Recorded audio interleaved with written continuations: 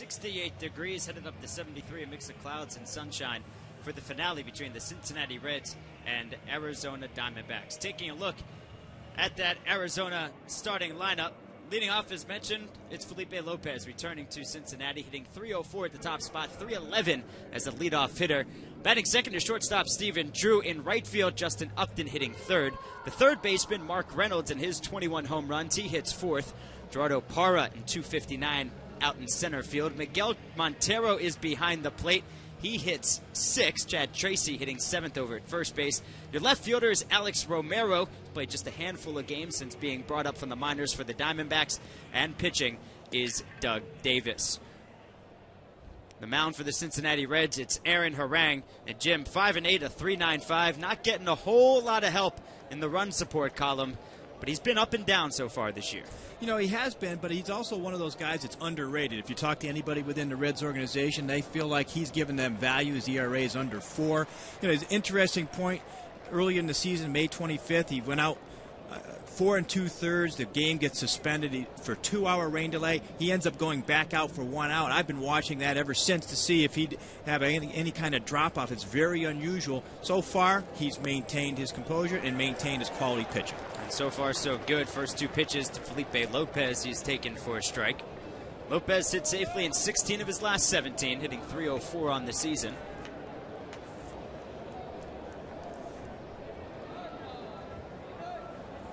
Lopez, a switch hitter, hitting left-handed against the righty Harang. And Harang starts off with all 3 pitches, all in there for a strike. That's one of the things you'll see with Aaron Harang is he throws a lot of first pitch strikes and he attacks the hitter. Of course, he gets Lopez here on 3 straight pitches. 3 straight fastballs from Aaron Harang to start things off. Here's Stephen Drew, .248, 5 home runs, 31 RBIs. Another left-handed hitter in the lineup for A.J. Hinch. Lefties hitting .264 against Harang this year. First pitch to Drew is fouled off. It's 0-1. You know, Drew's been one of those guys that had a lot of upside when he first came on the scene.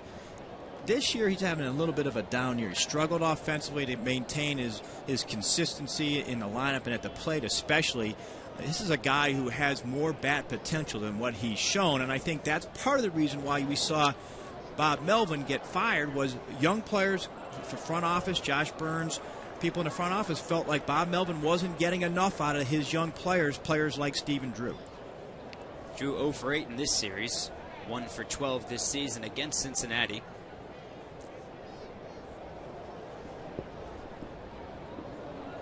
The 0-2 from Harang. Fastball just misses outside. It's 1-2. He finally throws a ball. Finally. You know he's going to throw 1 or 2. Reds 4-1 this year against Arizona. They've won 6 of their last 7 meetings overall.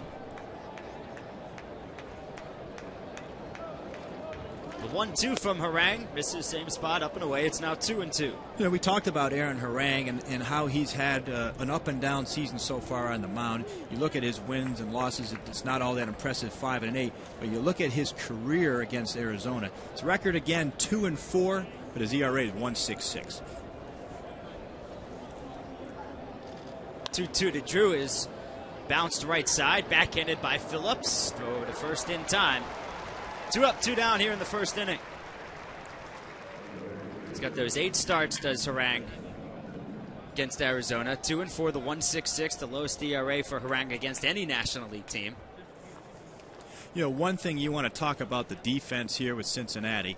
71 errors committed in the National League. Second worst in the National League. Really, both defenses are not very good. Got Votto over at first, Phillips at second, Giannis at third. Or Giannis at short, I'm sorry. Over at third, Jerry Hairston Jr. Get to the outfield in just a moment. First pitch to Justin Upton. Bounces up the middle, backhanded on the grass by Phillips. That's a Gold Glove play over at first to end the inning. For the Diamondbacks, no runs, 6 errors, and nobody left. The home half of the first when we come back here on MLB.TV.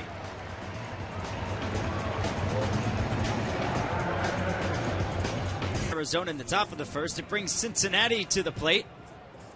Leading off, Willie Taveras out there in center field. Justin Upton now smiling. He wasn't smiling just a few moments ago. Not having a lot of fun now. I mean, he swung at the first pitch. Great play by Brandon Phillips, who was back in. Close play at first. He must have thought he was safe, but I thought he was out. There's that Reds lineup. Tavares leading off in center. Jerry Hairston Jr. over at third, hitting second. Votto at first, hitting third. Phillips, great defensive plays in that first inning. He's their cleanup hitter. And left, it's Johnny Gomes. Ryan Hannigan behind the plate, hitting sixth. Chris Dickerson in right, hitting seventh. Paul Yanish hitting eighth and playing short. Your pitcher is Aaron Harang. Facing lefty Doug Davis at 3-8, a 3.28 ERA. Davis, 33 years old. He's more of a left-handed finesse-type pitcher, Noah. He's not going to overpower you with his stuff, but he's going to throw fastball strikes. Boy, Tavares trying to take that ball all the way with him to first base. Lays down to Bond and goes off himself for a foul ball. So it's 0-1. Tavares, 237, 1 home run, 11 RBIs this season. Tavares is one of those players, I think 3 years ago with Houston, he led all the National League in infield hits. This is a big part of his game. Not only bunting for a base hit, but hitting the ball to the left side and beating balls out. Appears that they are calling him out, and that's first base umpire Doug Eddings. Having a conversation now with home plate umpire Brian Knight. I think they're going to discuss whether he was hit by that ball out of the batter's box on the bunt. As you saw, he kind of kicked the ball towards first base. Here it is again.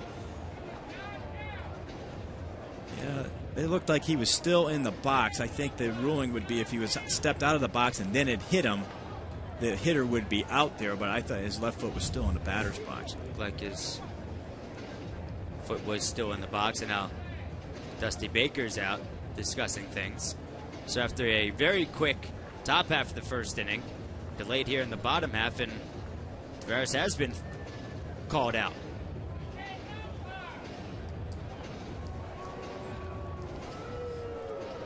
So Tavares trying to bunt to get a hit, and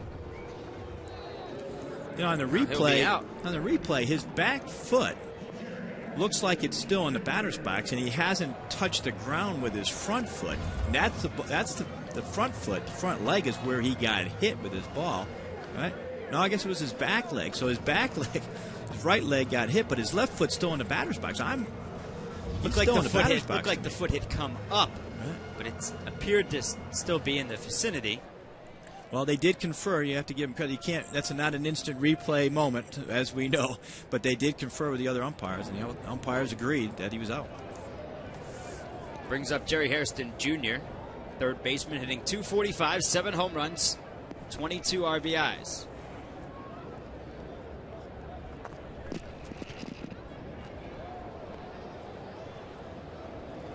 Davis deals the 0-1.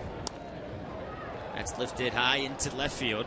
That's where Alex Romero lives, and Romero puts it away. 2 up, 2 down in the bottom half of the first. So far, what we're seeing out of Doug Davis is what he has done in 7 of his last 10 starts. He's been quality in 7 of those 10. He's lowered his ERA to the low 3s, 3.28. He's only allowed 1 run in his past 2 starts. Shut out the Angels in his last start over 7 innings. He's a guy, again, he's a finesse pitcher like I started to talk about at the top. Good fastball, good changeup, pitches off of his changeup. His record, obviously, very deceiving. He's pitched much better than his record indicates. Now he has to deal with Joey Votto at 354. 9 home runs, 38 RBIs, and good fastball in on the hands, and Votto fouls it off, so it's 0-1. In Davis's career against Cincinnati, 15 starts, he's 6-3, a 3.46 ERA. Got 2 complete games of those 15 as well. Lefty-lefty matchup here is that slow delivery to the plate, and it misses down, and it's 1-1. Made his first start of the year in 2008 against the Reds. Went 3 2/3, took the loss in a 3-2 ball game. The 1-1 misses low and away, and it's now 2-1. You look at Davis. He does not overpower you with any one pitch. His walks are a little bit high. If you look, he does have a fair number of base runners on when it comes to walks, but he does not give up a ton of hits. And he's a guy, again, he's a real finesse guy, has command of both sides of the plate. 2-1 pitch is lifted high and deep into center field. Back goes Parra, and it's off the wall for extra bases, so Votto will hustle into second, sliding with a 2-out double here in the bottom of the first inning. Nice approach here, Joey Votto against Davis. Davis, it looked like it was either a cut fastball or a little bit of a not real good breaking slider. He left it up in the strike zone. He crushed it to deep center. Nice job by Votto getting himself back into that count. He fouled off the first pitch. He was up there swinging. Hustles into second. You know, the one thing to look at Davis, against lefties, you like to see that left-handed pitcher have a big, sharp breaking ball. He does not have that pitch to get left-handers out. 13th double of the season for Votto, and that brings up the cleanup man, Brandon Phillips. Phillips at 269, 11 home runs, and 52 RBIs. 52 RBIs tied with Chase Utley for tops among National League second basemen. His own Doug Davis in his career. 8 for 17 with 5 walks is Phillips against the Arizona starter. He's got a runner on second with 2 outs, no score in the bottom of the first inning. Just misses outside. It's 1-1. You look at Brandon Phillips, he is one of the all-around offensive and defensive, I'll call them two-way players in the National League and really all of baseball. He's a guy, if you look at his defense, he made 2 terrific plays last inning, but he also can give you some offense. Wheels back, and we take a look at the Arizona defense behind Doug Davis, with Romero in left, Parra in center, Upton in right. Around the horn, left to right, Reynolds, Drew, Lopez, and Tracy. Behind the plate, Montero catching Davis. See, 71 errors for the Arizona Diamondbacks. That has been one of their many Achilles heels, along with their bad bullpen. The errors have really cost them ball games this year. That bullpen, 4.91 ERA, 15th in the National League. Worst, of course, Washington at 5.71. Washington and Arizona, both the worst defense and worst bullpens in the National League. And the worst records in the National League. Not a coincidence, no. Not a coincidence. Not a coincidence. Cincinnati 4 for 18 with runners in scoring position during this series. They've left 17 on base. They have an early opportunity here with 2 outs and a 3-1 count to Brandon Phillips. It's been an Achilles for the Reds this year, is hitting with runners in scoring position. They're 12th in the National League in batting average of runners in scoring position. Fights one off. It's now 3-2. When I spoke to Walt Jocketty about his team and right around the trade deadline, you know, they're at 500, you're 3 games out, but you're really not sure if you're a buyer or a seller. He said the one thing that they're looking for is an RBI guy, and that's in addition to Joey Votto coming off of the disabled list with that anxiety disorder. Jay Bruce getting the day off today. Struggled in the hitting category so far this season. Here's the 3-2.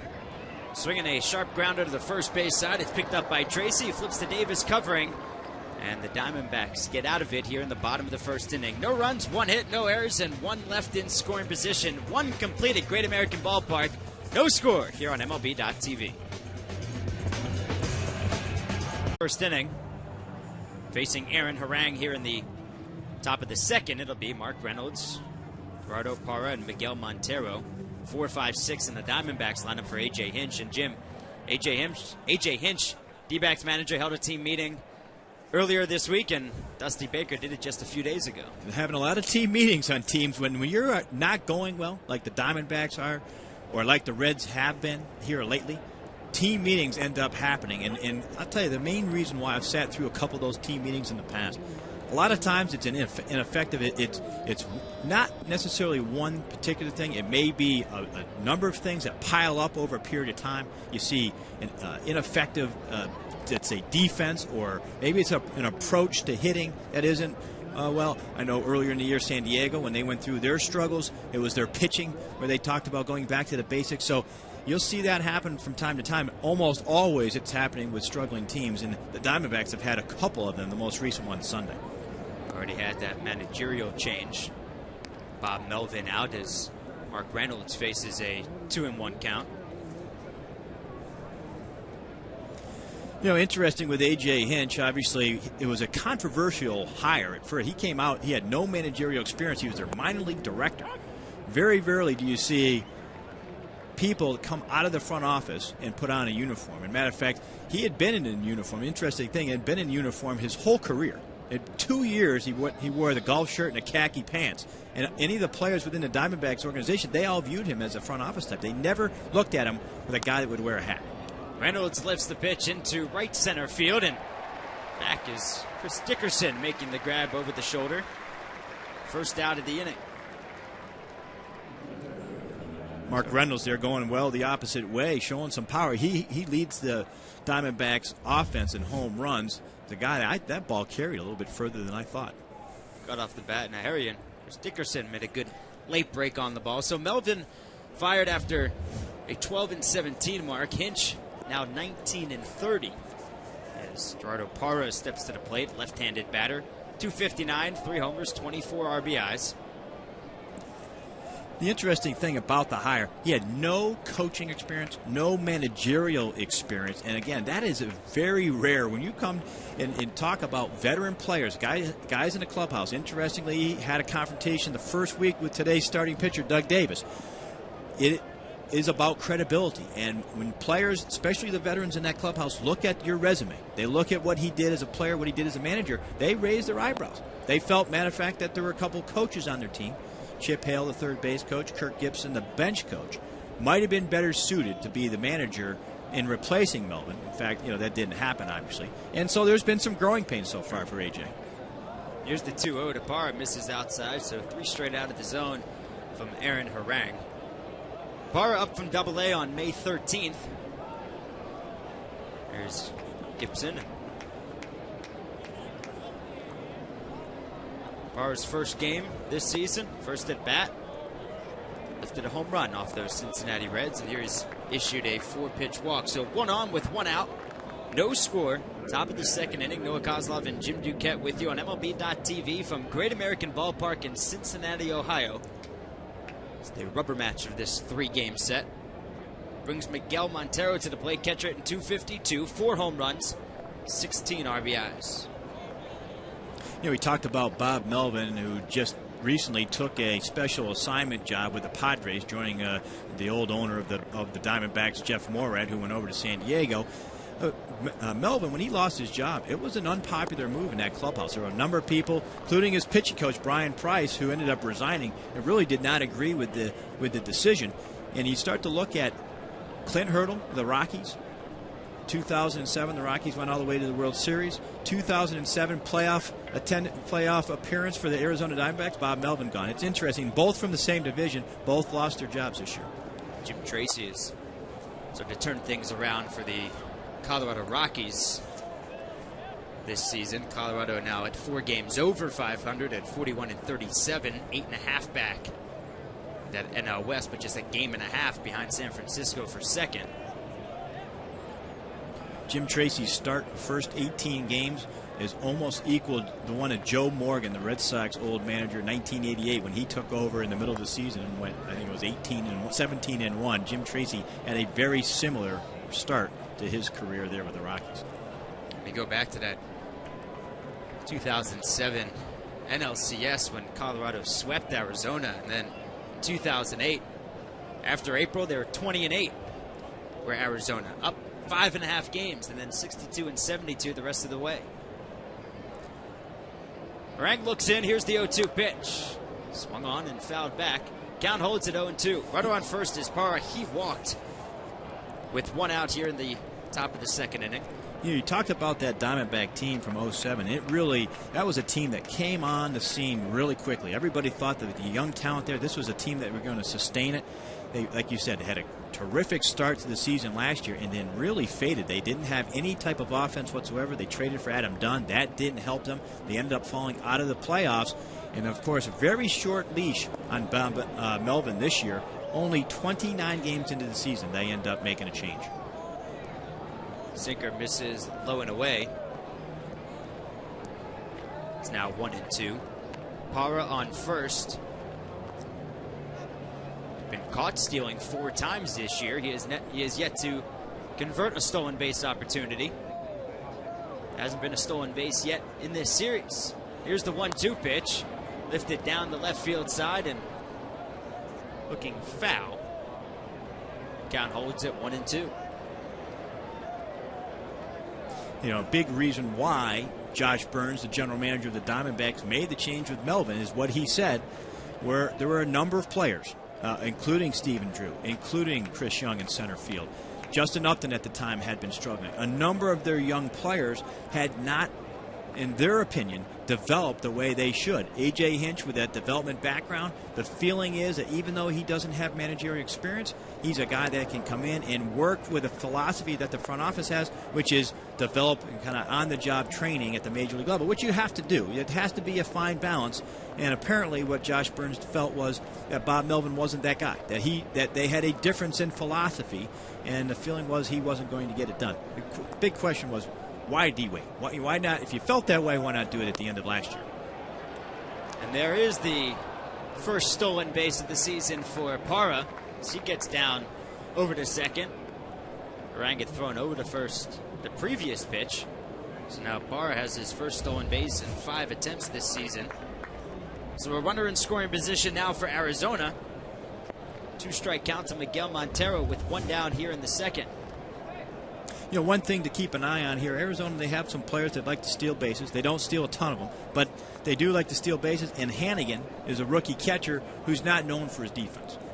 Takes him out of the double play ball, and that might have been one as Montero bounces over to second, and Phillips makes his only play, and that's over to first. So that's why you do it. You try to, with the catcher at the plate, not exactly a speedy position, known for being fleet of foot behind the plate. So Montero getting over to first, and that stolen base keeps it out of the inning-ending double play ball. So now Parra over to third with 2 outs. That brings Chad Tracy to the plate. Came off the DL on June 30th. Had 27 games on the disabled list with that strained right oblique. First pitch in there for a strike. It's 0-1. Tracy's another one of these young players that has not performed up to expectations. High strikeout. If you look at the Diamondbacks, they are a high strikeout, low walk team, and I think the feeling is around, at least around the cages, that this is a team that has more upside than what they've shown. Tracy, a left-handed hitter facing the right-handed Harang. He lifts one into shallow left field. In comes Johnny Gomes, and he can't make the grab. That'll drop in for a base hit. So an RBI single for Chad Tracy, his 18th RBI of the season. And with 2 outs, the Diamondbacks on the board first here in the second. They lead 1-0. You know, you take that hit there. It's not a real hard hit ball. It's flared down the left field line. And this has been a problem for the Diamondbacks all season. They're batting average with runners in scoring position. They're 15th in the National League, 16. But he takes a fastball that they were calling for inside. It crept out over the plate towards the outside part of the plate.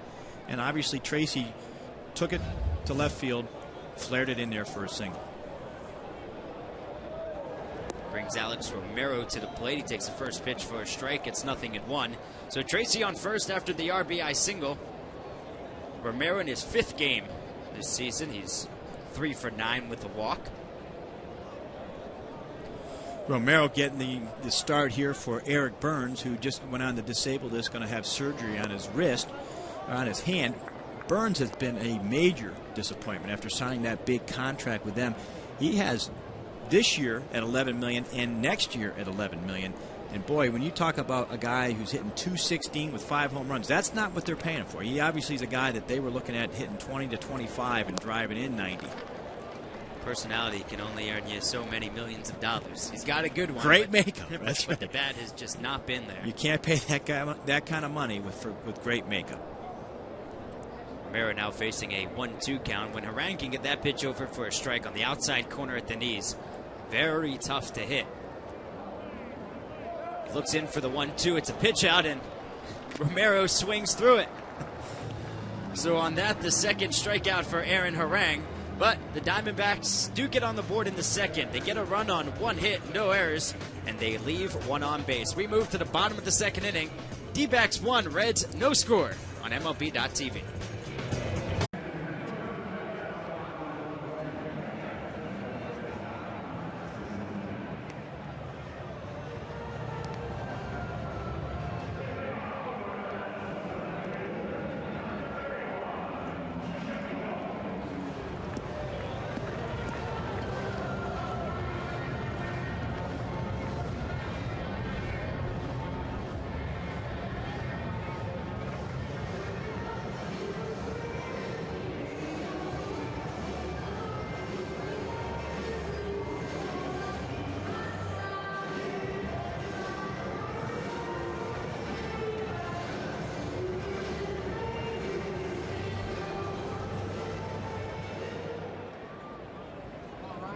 going, buddy?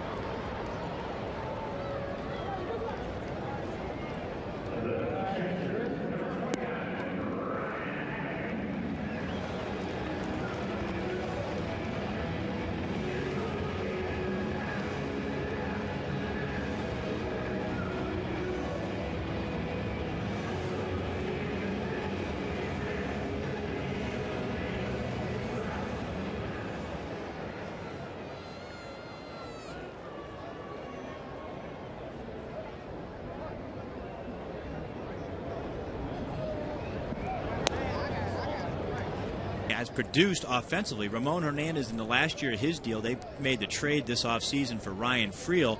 Hernandez was going to be that veteran catcher behind the plate, was going to be the veteran presence to catch this young pitching staff. Now you have a choice. Do you want to get some more at-bats and give more at-bats to Hannigan, or do you want to go with the catch-and-throw guy in Hernandez? Davis gets a high strike. It's now 1-1.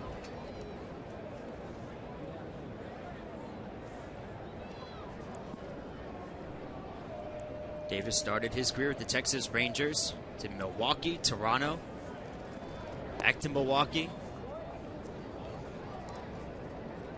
Now with the Arizona Diamondbacks in year 3, final year of his contract, and Jimmy's been the subject of plenty of trade rumors, but the Diamondbacks 18.5 games out, second worst record in the National League. So who are those teams that be looking to add a guy like Davis? Well, there are a lot of teams in need of pitching.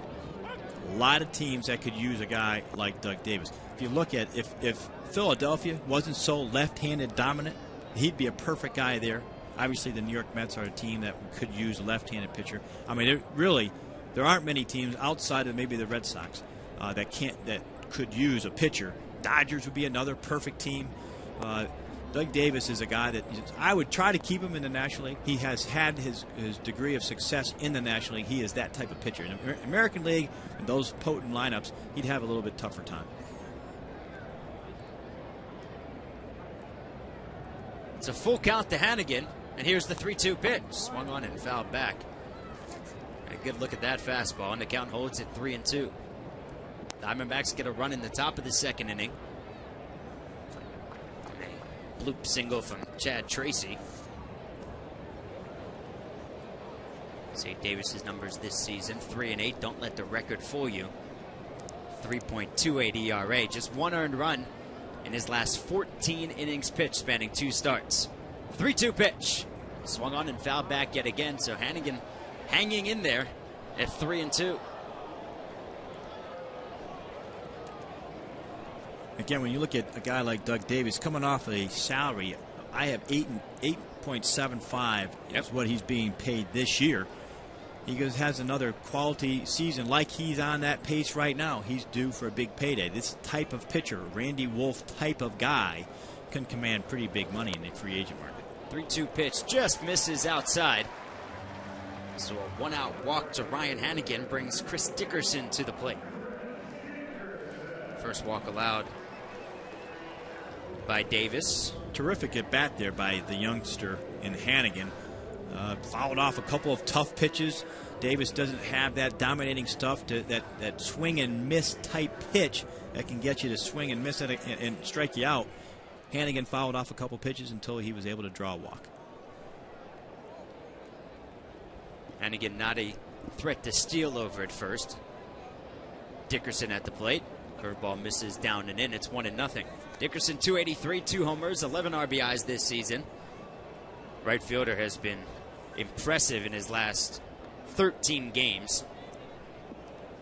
16 for 35, hit 457 in that stretch. Good athletic build on the left side.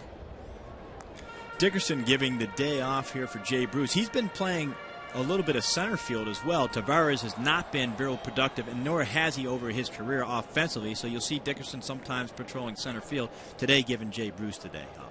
Dickerson covers a lot of ground, so when you have Tavares and Dickerson out there in center and right, not much hitting the gap in right center. does go around, says home plate umpire Brian Knight, and it's a 1-1 count to Chris Dickerson. A big breaking curveball there by Davis, and get Dickerson to swing at a pitch. Obviously, prior, Joey Votto really didn't see that breaking ball. It's one of those things that Davis doesn't throw a lot of unless he's facing a lefty. Fastball up and in. It's now 2-1 to Dickerson. So Diamondbacks last night held to 2 hits for the first time this season. Their season low is 1. That came back in mid-April at San Francisco as the Reds even up this series at 1 apiece. Diamondbacks looking for their first series win since taking 2 of 3 at Kansas City June 16th through the 18th.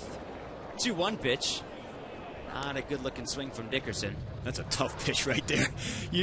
Most left-handers can hit that pitch down and in, but that pitch that's in off the plate, that's something he has to lay off of, and obviously Dickerson had a hard time with that one. Count moves to 2-2. Diamondbacks still without a series sweep all season. Tough to get anything going, and he paints the outside corner for a called 3rd strike. First strikeout from Davis. So now 2 away here in the second. Hannigan, the catcher, is on first. Brings shortstop Paul Janisch to the plate. That was a good shot from our center field camera with a grip on the fastball there by Doug Davis. He starts in the glove with a changeup grip, quickly changed to the 2-seamer, and he really located that 2-seamer down and away, caught him looking. Chris Dickerson would have appreciated you telling him that before that pitch was thrown. Could have tipped him off, is that what you're saying? I don't advocate that. First pitch is in there to Janisch. Janisch 250 without a home run, 3 RBIs this season. Doesn't get many starts. Days like this, he looks at the schedule, he looks at the day game after night game and says, oh, there's a good chance I'm going to play that day. 31st game he's playing in this season. At bat number 69 on the year. Talk about the Diamondbacks looking for their first series win since mid-June. Reds going for back-to-back series wins for the first time since late May. And they beat up on Cleveland and Houston. On one pitch, misses down and away, and it's now a 2-1 count to Paul Janisch.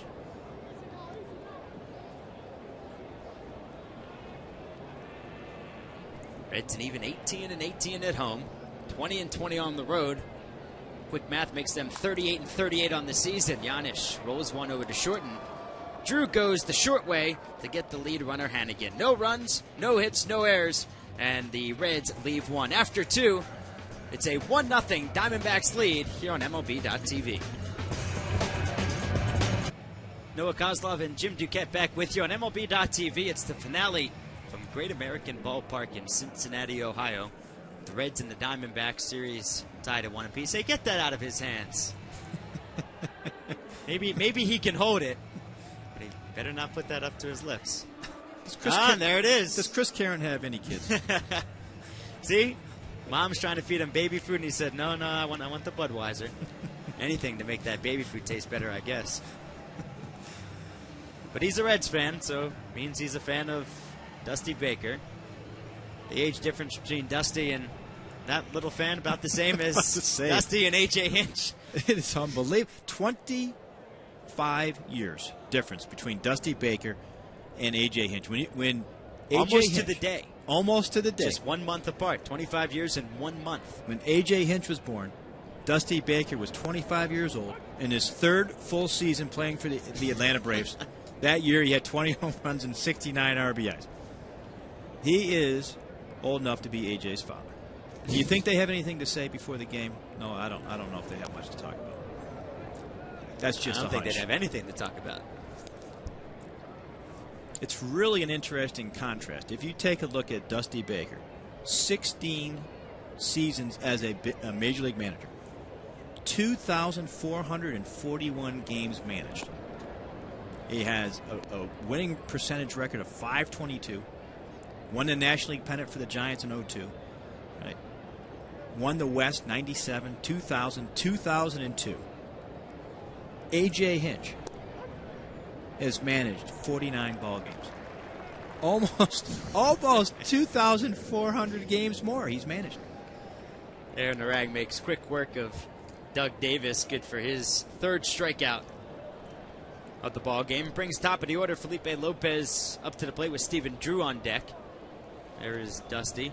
His team trails 1-0 here in the top of the third inning. Three-time manager of the year. Won 103 games with those Giants back in 1993. Again in 97.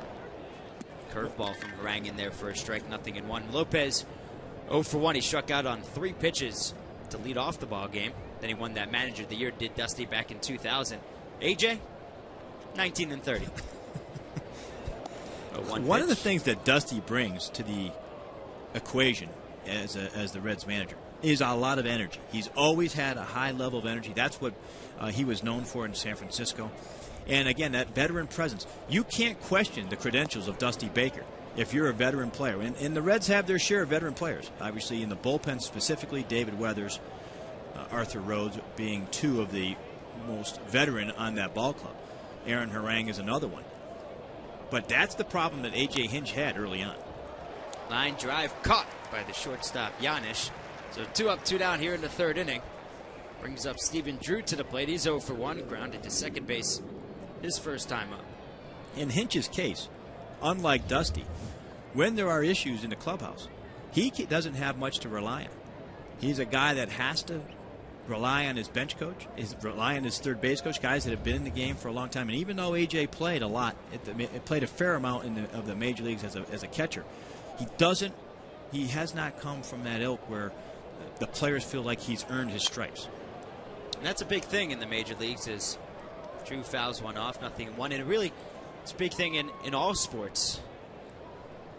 Usually most, I'd say, in football, when head coaches are putting their teams through the OTAs and really trying to get the most out of their players, and players will sometimes say, you don't even know what this is like. You never went through it. And in baseball, same thing. Guy has to come up through the minor leagues, bide your time. AJ certainly did that in the minors and then bounced around in the bigs with Oakland, Kansas City, Detroit, and then closing out with 4 games in 04 with Philadelphia. I'll never forget the first spring training, Willie Randolph of the Mets, when he was with the Mets, his first managerial job, and the number of games that he played at the major league level. I remember Cliff Floyd, a couple of the veteran players, pulled out the media guide. They looked at the media guide and they looked at his resume. And they said, wow, Willie Randolph had a pretty good playing career. And that gave him instant credibility, even though he had no managerial experience. Unfortunately, AJ doesn't have that with him. High heat from Harang gets Stephen Drew down swinging. So 4 strikeouts through 3 innings for Aaron Harang. For the Diamondbacks in the top of the third, no runs, hits, errors, and nobody left. We've played 2.5 in Cincinnati. Dbacks 1, Reds no score here on MLB.tv. What a great way to kick off the July 4th weekend. The ball game with Mom, Dad. Thursday before the July 4th holiday. Some people have Friday off. I don't know who those people are. Certainly not one of them, but glad to do it here for MLB.com. We're in the bottom of the third inning. Arizona leads 1-0 with Doug Davis on the mound. He's facing Aaron Harang, then top of the order, Willie Taveras and Jerry Hairston Jr. 1-1 count to Harang. And the pitcher ropes one to short, and it's caught right there by Stephen Drew. 1 out here in the third. That was the second hardest hit ball of the game so far. Given up to the pitcher. Harang can swing the bat a little bit. That was good. That was a nice little approach. Felipe Lopez lined to short. Third inning, and Harang this season 4 for 29, but those 4 hits, he's got 3 RBIs. Took that fastball down and away. He drilled it at Drew. Nothing pitchers love more than taking BP. They think they can hit. Taking BP. Every one of them thinks they can hit. I have not met a pitcher that doesn't, well, except for Al Leiter. Every other pitcher I know feels like they can hit. There's Willie Taveras. Should be ruled 2 unassisted. And that out in the first inning. He was called out trying to bunt to get on. He was ruled out of the batter's box when the ball hit him. So he's 0 for 1. It's always fun watching pitchers take BP. The 0-2. Swung on and fouled back. Count holds at 0-2. Remember in doing minor league baseball in 04 and 05 with the Reading Phillies, the Phillies Double-A team, and watching those guys swing bats. And Keith Bucktrott, who was a third-round pick of the Phillies, never really panned out in the system. He was hitting bombs. He was a great high school football player. Cole Hamels was doing the same thing. He was putting them out. That's one of those things in the minor leagues. You have to learn how to hit, because especially in the National League, if you're in a National League park in the minor leagues, you still have to hit. When you go to American League parks in the minor leagues, you use the DH. 0-2 pitch is fouled off. But you have to learn. You have to learn how to use the bat. Sure. And primarily, what we would do when I was minor league director is you teach the pitchers how to bunt. That was the most important thing. Yeah, they want to go up and swing. They want to play a home run derby. But for the most part, they got to learn how to sacrifice bunt. The vast majority of their at-bats, they're going to try to move a runner over. 0-2 again. Bounces up there with the breaking ball. It's now 1-2. So when you play at American League parks, you can still be in the same division as American League affiliates. So, for example, when Reading would go to Akron, the AA affiliate of the Cleveland Indians, now you're playing American League rules with the DH. Forces the managers to develop a little bit. 1-2 pitch, the hanging curveball lifted into shallow left field. Romero coming on, and he'll make the grab. So 2 up, 2 down here in the third inning. That's 4 straight retired by Doug Davis. Willie Tavares really hasn't had 2 very good at-bats here. Davis gets him behind in the count 0-2. He goes to 1-2 and breaks off a curveball. Not an especially great curveball, a little bit up in the strike zone, but Tavares really doesn't get a good hack at it. A really weak fly ball to left field. Big looping swing from Tavares. Not something you really want to see from your leadoff guy. I guess 0 for 27 with Jimmy Rollins isn't what you want to see from your leadoff guy either. No. But that's neither here nor there. We've got the Reds and the Diamondbacks. Tavares is one of those guys. He really is better off as an 8-hole hitter or a 9-hole hitter. I mean, he's one of those type guys that he's a speed guy. And if he was with the St. Louis Cardinals, as an example, he would be a candidate to bat 9th and the pitcher bat 8th. I mean, that's exactly the type of guy, a speed guy that can get on base, but he can be a second leadoff hitter for you when the lineup turns over. Looks like he just got an earful from Dusty Baker as well. When you look at run production, you look at one area that the Reds can improve upon, that is their run production in center field. They are not getting much run production out of Willie Tavares. Just 11 RBIs on the season from Tavares, and their leadoff man has 38 runs scored. So Jerry Hairston Jr. has issued a 4-pitch, 2-out walk. That makes managers and pitching coaches cringe. Drive you crazy. Jerry Hairston is a utility player, doesn't get a ton of at-bats, has gotten more here in Cincinnati, but not a real threat. 7 home runs, 22 RBIs. A guy that has an on-base percentage in the low 3s, and he's walking him on 4 pitches. Like you said, it'd drive a pitching coach and manager crazy. Done a nice job defensively over at third. Edwin Encarnacion been out for quite a while. Due back here in the next couple of weeks. That's another area, when you look at this Reds ball club, really been lacking in terms of run production, home runs, RBIs. Between Rosales, Hairston, and Encarnacion, they only have 10 home runs this year. Here's Joey Votto. So the last guy you want to walk is Hairston with 2 outs to get to Votto. He had a 2-out double in the first inning, was stranded on second. Facing a 1-1 count now. Hairston does have 7 stolen bases in 9 attempts this year, but will not be going with Votto at the plate. The 1-1 pitch is lifted into right field, and that's a base hit. So that'll move the runner up to second, and Hairston will stay there. Votto 2 for 2. 2-out magic for the Reds as they have 2 on with 2 out. Doug Davis has to be wondering what he has to do to get him out. First at bat, he hits a fastball, drilled it off the center field fence. Here, a 1-1 breaking ball. Tried to go down and away, didn't get it enough off of the plate. Joey Votto drives it into right field for a single. Mentioned Edwin Encarnacion. He's played in 9 games on his rehab assignment at AAA Louisville, hitting .258 with 2 homers, 7 RBIs, 8 walks. Been on the DL since April 28th. That fracture in his left wrist. Here's the cleanup man, Brandon Phillips. Fouls off the first pitch, 0-1. Phillips bounced the first, his first time up to end the first inning. 0 for 1.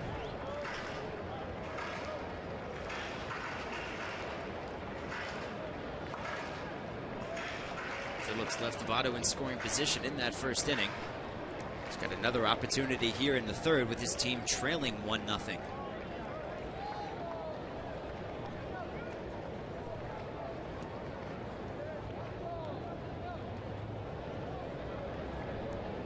Davis wheels towards second to keep Hairston close.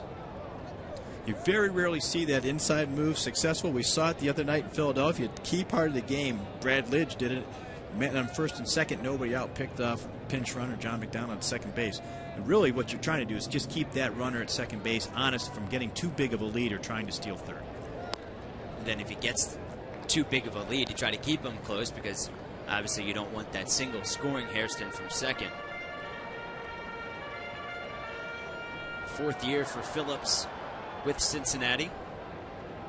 261 last year, down from 288 in 2007. Remarkable way. The Reds ended up trading for Brandon Phillips in spring training a couple seasons ago. They were running out of time. They didn't have any playing time for him in Cleveland. They end up, in essence, giving him away. Brandon Phillips has turned into one of the best offensive players in the game. He's always had the talent and the ability he did in Cleveland.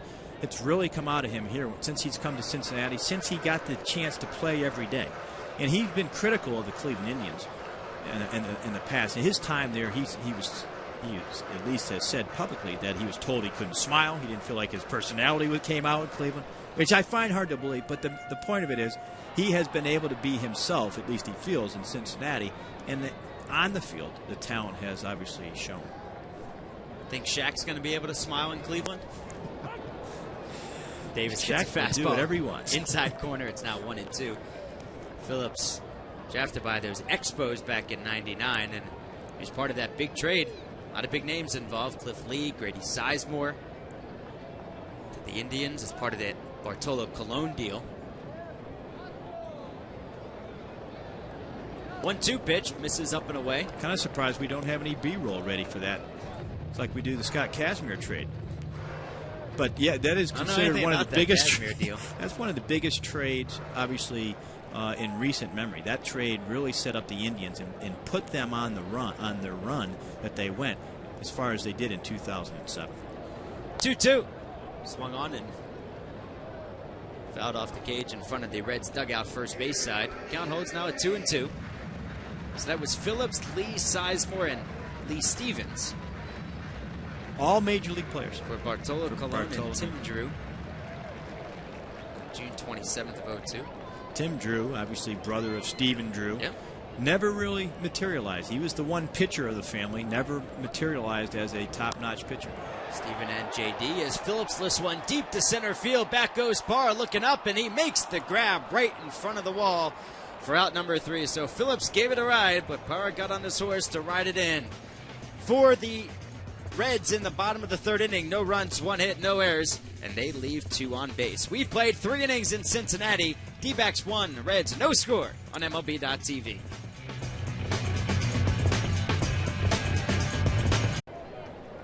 Diamondbacks lead this ball game 1-0 over the Cincinnati Reds. It's the finale, this 3-game midweek set at Great American Ballpark. So you just saw the standings in the NL Central for just a moment. We'll get back to that. Justin Upton, it's Mark Reynolds, and then Gerardo Parra, 3-4-5 in the D-backs lineup, facing Aaron Harang, who's allowed just 1 hit, a walk, and 4 Ks through 3 innings. Upton 0 for 1, grounded to second his first time up on a brilliant play from Brandon Phillips to end the first. We talked about the National League Central here. The Reds right in the middle of the pennant race at 38-38, 3 games over. Really difficult to determine what you are when you're a general manager trying to build your ball club. The worst place you can be is 500, right around 500. You don't know what to do. Yeah, and matter of fact, when you talk to people who see the Cincinnati Reds, some of them think that they're the young upstart Reds, the sleeper team on the rise, and others think they're the most mediocre team that they've seen all season. But that one big bat could really help them out, as Harang has worked the count down to 2-2 to Justin Upton. They have some difficult hurdles in that division. Obviously, Chicago Cubs, they're the reigning champ. Have really underachieved so far this year at 1 game under. The Brewers are at the top. They won the wild card last year, and they've, I think, been the early season surprise. As Upton goes down looking now. 5 strikeouts for Aaron Harang. 3 Diamondbacks have been caught staring. Lopez, Upton, and Doug Davis. Brings Mark Reynolds to the plate. He lined out to right his first time up. He's 0 for 1. I mean, that entire division, the NL Central, Milwaukee, St. Louis, Reds, Cubs, Astros, and the Pirates, all separated by just 6 games. I mean, the Pirates are thinking when they dealt Nate McLouth, some of the players said, we're just giving up on this season. Personally, I didn't think they were giving up. I think they might have been getting better. Yeah, that one didn't resonate well in the clubhouse, nor did the one they just made, trading a popular player in Niger Morgan to the Nationals for Lastings Millage. Obviously, Sean Burnett and Joel Hanrahan were in that trade as well. But when you look at what Pittsburgh's trying to do, they're not looking at this for this year. They're looking at trying to build something for the next couple of years. I think eventually. Potential. Right, and they got potential in Lastings Millage. Exactly. He's 24 years old. Niger Morgan's 29. So in that trade, I think you do that trade if you can. Obviously, you're trading for the upside there. Houston is one of those teams nobody knows. They have second-half runs in them every single year. Last year was no exception. Everybody thought they were out of it. They go and they trade for Randy Wolf, and all of a sudden, they're in the mix again. Aaron Harang's dealing. 2 up, 2 down here in the 4th inning. Justin Upton goes down swinging, and then Mark Reynolds goes right through this fastball. Nice four-seam fastball. Blew it right by Mark Reynolds. That's 3 strikeouts in a row for Aaron Harang. It's that four-seam fastball that is that late life from Harang. And it brings Gerardo Parra to the plate. He walked, stole a base, and scored the game's only run in the 2nd inning. Now 6 Ks for Harang.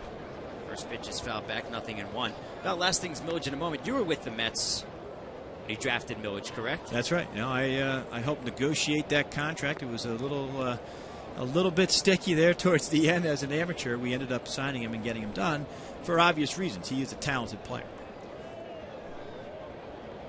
Some question whether his head is into it at the big league level. Do you think he'll pan out into a guy who could help that ball club? That's the biggest question for Millage, and I think that's what the Pirates are banking on, is the fact that he's still a young kid at 24 years old, came on the major league scene real quick, and he's a guy that eventually, in the right setting, has a chance to produce at a high level. Interesting point, he and Andrew McCutchen are pretty good friends. There are only 2 years that separate the two of them, and they grew up in the same area, and it'll be interesting because McCutchen is a good high makeup guy, and the thought is McCutchen may have a positive impact on Millage, which you don't see very often. The younger player having an impact on the older player, but in this particular case, that's what Pittsburgh is banking on. I mean, there have been instances where, won't mention teams or names, but when you have a group filled with some good young talent, they might trade away a veteran who in the clubhouse just isn't a great guy, just so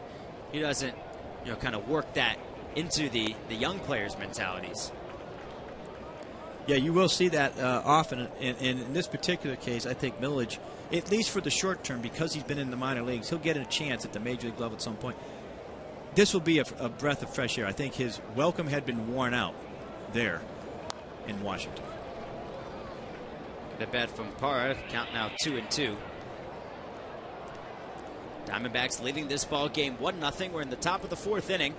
Thursday afternoon baseball. Day game at Great American Ballpark in Cincinnati. Reds looking for back-to-back series wins for the first time since late May. Diamondbacks looking for their first series win since mid-June. 2-2 pitch. Curveball just misses up and away. Harang done a nice job here. A very nice job of mixing pitches. The young catcher Hannigan, I think, so far, calling a very good game, trying to mix in pitches. They're trying to attack hitters up in the strike zone when they get behind, sometimes with a fastball. Here, they're trying to mix up Parra's rhythm. Come inside with a fastball after throwing a high breaking ball, but Parra is able to foul it off. It was pitch number 54 for Aaron Harang. Davis so far 3 innings, 2 hits, no runs, 2 walks, a strikeout. Harang 3 2/3, a hit, 1 run, 1 walk, and 6 Ks. 3-2 pitch. Just misses inside. Harang thought he was going to strike out the side, but instead it's his second walk issued to Parra. Back-to-back innings, we see 2 out walks. Good idea on this fastball, trying to come in on the hands on Parra. just a little bit inside off the plate. Could have been called a strike, but I thought it was a ball. If Hunter was behind the plate, you would have given it to him next time you had him on the radio. I had a little conversation with Hunter in his strike zone. Here's Miguel Montero. Grounded out to second his first time up. He's 0 for 1. First pitch is laced foul down the left field side. It's 0-1. Parra stole his first base of the season in 5 attempts. That coming in the second inning ended up scoring. Montero's ground ball to second kept him out of that double play after Parra had stolen second. Montero's name mentioned an awful lot this offseason, especially in spring training when the Red Sox were having trouble signing Jason Varitek. The thought was that they were going to work out a trade with the former assistant GM of the Red Sox, who's now the GM of the Diamondbacks, Josh Burns. Never able to work out a deal. Montero has some offensive pop in his bat, just doesn't get an awful lot of time to play with Chris Snyder ahead of him. Montero impressive. Last 10 games on the road, Jim, hitting .368. Get into Josh Burns and that situation later on in the broadcast, because it's always interesting when you have a managerial change and then what happens to the general manager. When the team struggles after you make a change with the manager, the GM is usually next in line. There's the pitch out on the 0-2. It's now 1-2, and Burns signed that 8-year contract in February of 08. Young general manager, became Diamondbacks GM at age 35. And you know what that's like, being a young general manager. But just like yourself, you worked his way up through organization. So do you immediately get that respect from others in the front office, or is it that are you fighting to have your organizational philosophy rub off on everybody else? Well, it helps that you come up within an organization.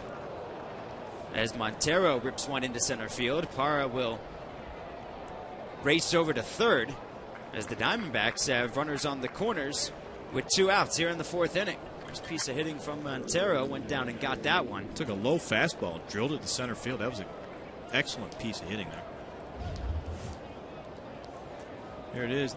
Looked like it was a sinker trying to go down in the strike zone, and Montero squared that ball up. That's a hard pitch to square up the sinker. And again, it hit it hard into center field for a base hit. And even with the pitch out on the previous pitch, unable to keep Parra over there at first base. So it brings Chad Tracy to the plate. He had the RBI single in the second inning, accounting for the only run of this ball game. So he's 1 for 1. Now with 18 RBIs on the season. Inning started off with Justin Upton striking out looking. Then Mark Reynolds followed that, striking out swinging. 2-out walk to Parra. Now a single from Montero has runners on the corners for the Arizona Diamondbacks with 2 outs here in the 4th inning as they lead 1-0. So as you were saying, it is easier to come up within an organization to have those philosophies really intact. When you're young, 35, 36, 30, I got the GM position at 37. I was lucky enough to come up within the organization, had spent most of my career in the New York Mets organization.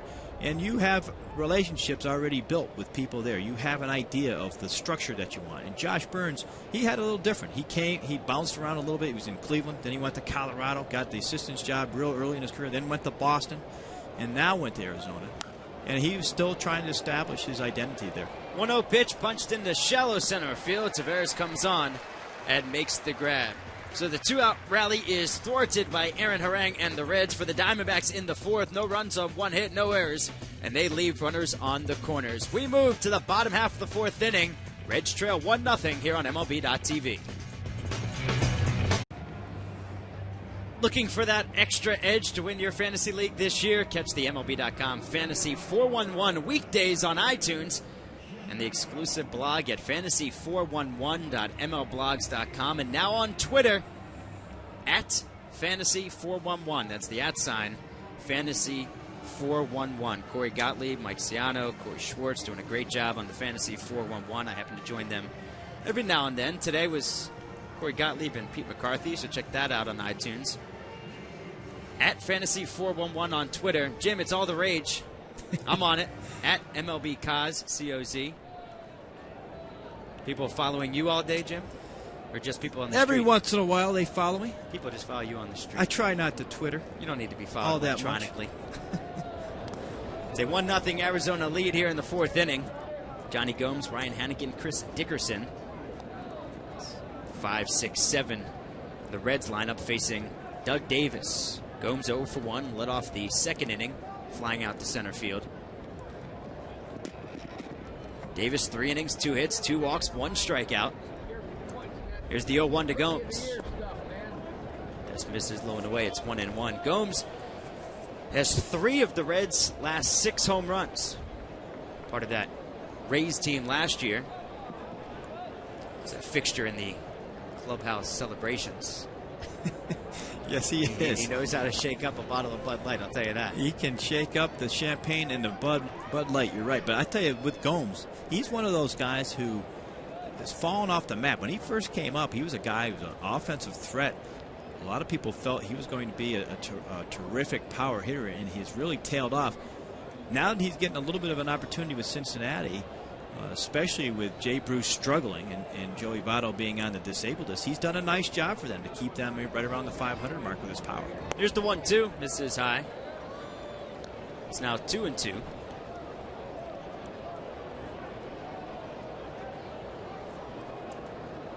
Gomes did not play last night.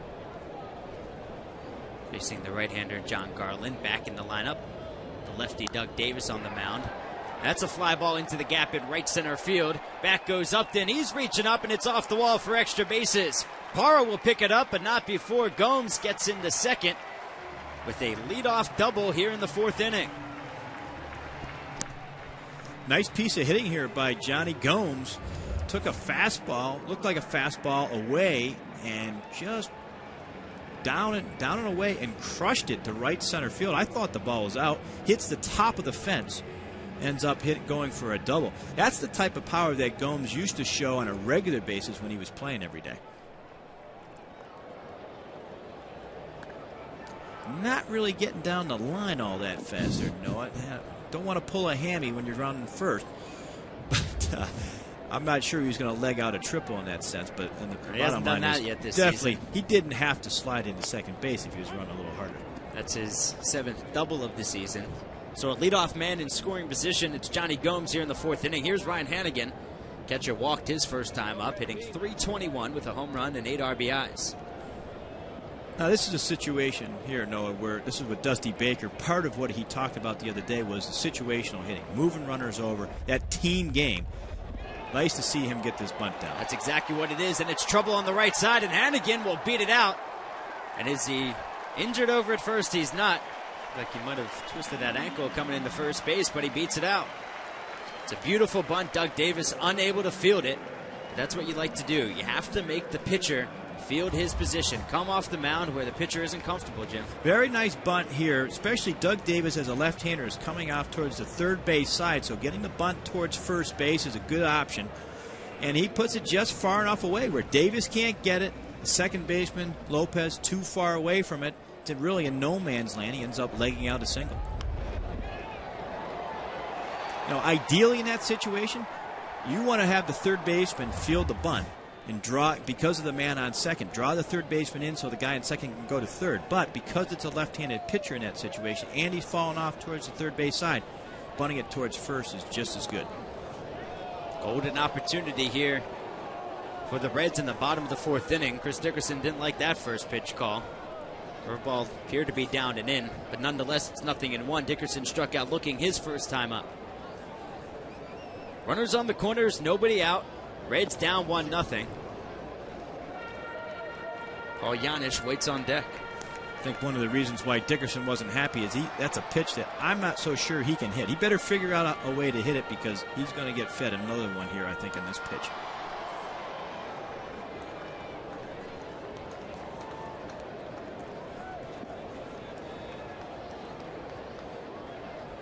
Reds 0 for now 1 for 3 today with runners in scoring position after that bunt single from Hannigan moved Gomes from second to third.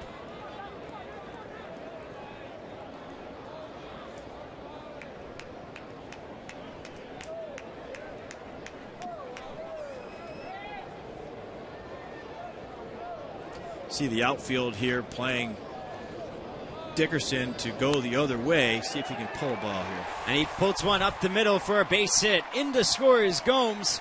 Stopping at second is Hannigan. And the Reds are on the board thanks to an RBI single from Chris Dickerson.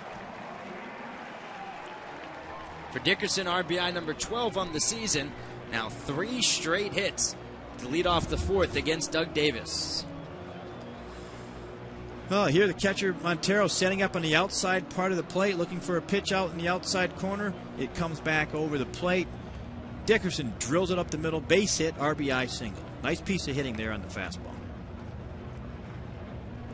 Try to do too much with it. So now Dickerson on first, Hannigan on second. Here's Paul Janisch. He grounded to short to end the second inning in his only plate appearance. He's 0 for 1.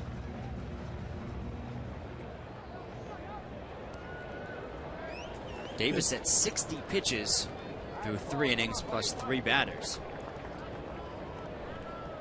Interesting spot with a pitcher on deck.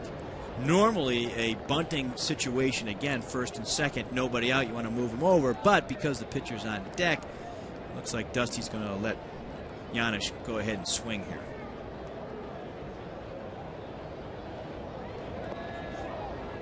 No pitches in the dirt, it's now 2-0.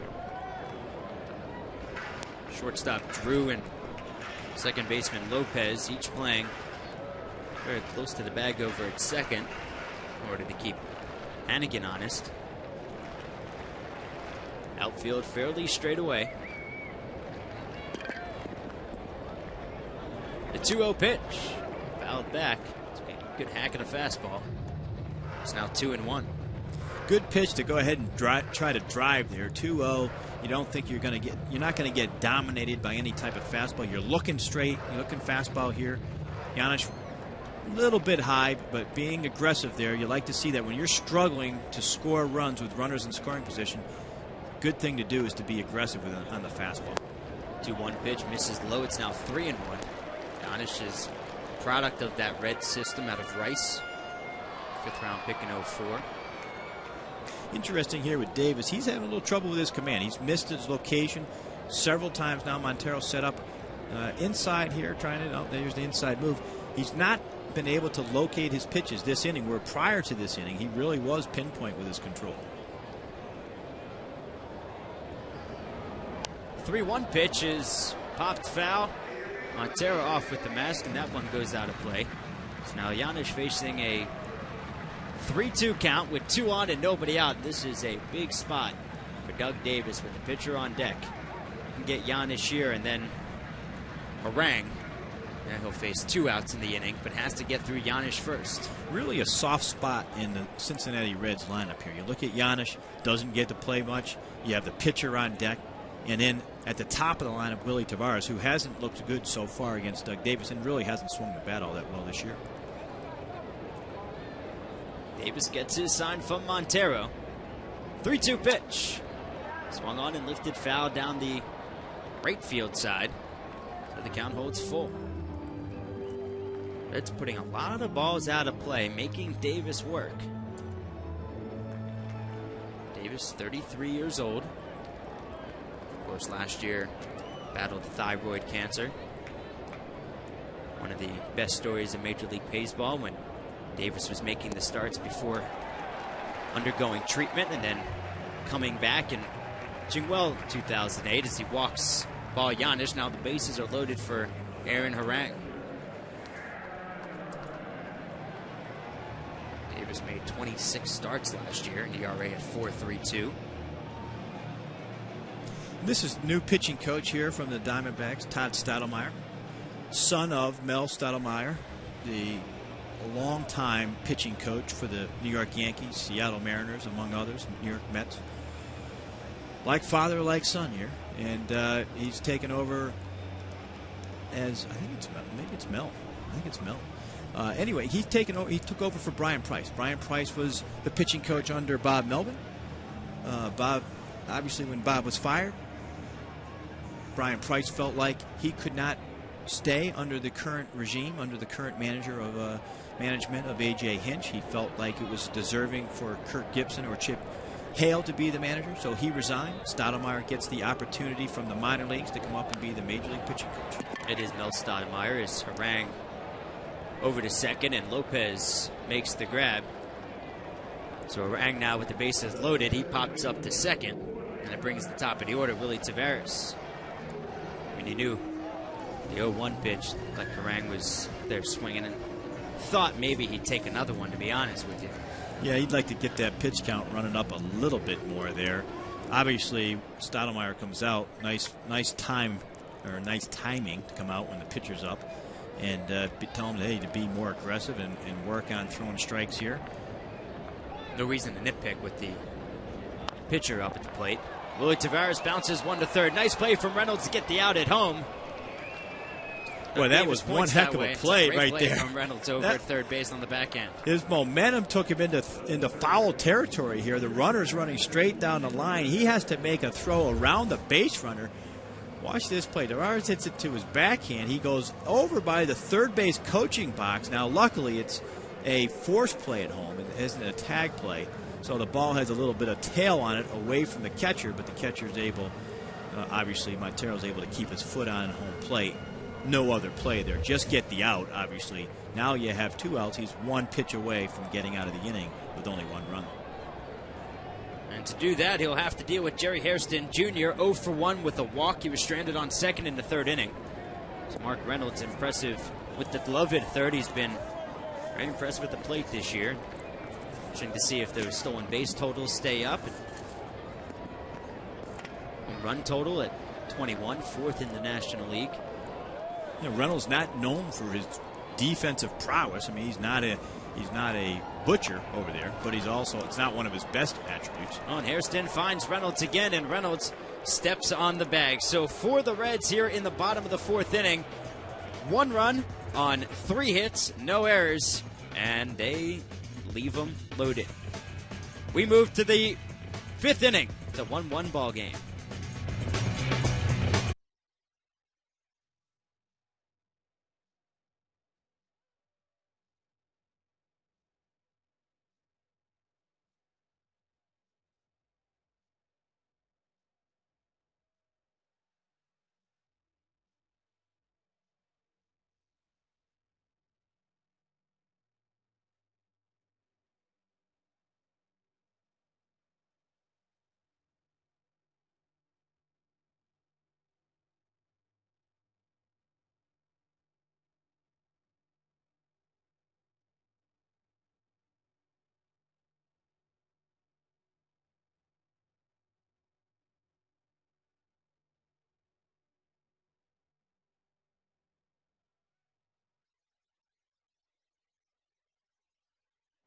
Sinker ball and heavy fastball, trying to keep it low, get the ground ball outs. Has to deal with Alex Romero, Doug Davis, and then the top of the order, Felipe Lopez. Romero lays down a bunt. Hannigan back out from behind the plate, so 1 pitch, 1 out for Harang. That 2-3 in your scorebook for out number 1 here in the 5th. Romero trying to get on in any way he can. He's a young hitter. Last time he struck out a fastball out of the strike zone, takes the first pitch, tries to bunt it down the third base side. Good idea, just didn't get it out there far enough, and the catcher was able to field it for no.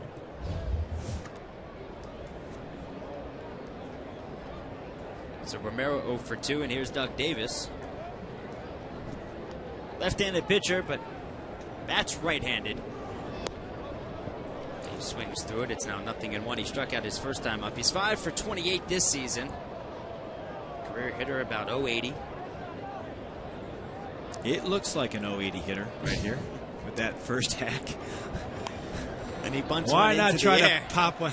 Why not try to drop one down when you take a terrible hack like that? Oh well. They're not getting on you, Doug.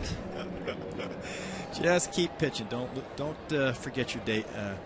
Don't forget your day job. No, is that what? Or don't quit your day job. Don't quit. Especially in this don't economy. Don't quit that starting pitching job when you swing the bat like that. Let the other 8 guys pick you up, and Felipe Lopez will have to do that. Struck out his first time up, lined to short in the 3rd. He's 0 for 2. So just 3 pitches thus far for Aaron Harang here in the 5th inning. Make that 4. First pitch fastball misses high to Lopez. It's now 1-0.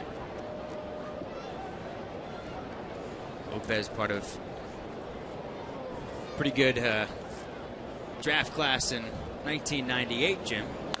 8th overall selection as he slaps one the other way. The 3rd hit of the ball game for Arizona, the 1st for Lopez. High school draft, I remember it well. High school draft is right. Here's Lopez. Hannigan setting up on the outside part of the plate. Harang leaves it up. It was outside, but it was also up right where Lopez likes it. He did a nice job of taking the ball the other way. Again, looking at Lopez, it's interesting. Not that long ago, he was a power hitter, considered a power-hitting shortstop, a guy that you could consider maybe being a 20, 25 home run guy. Only 4 home runs this year.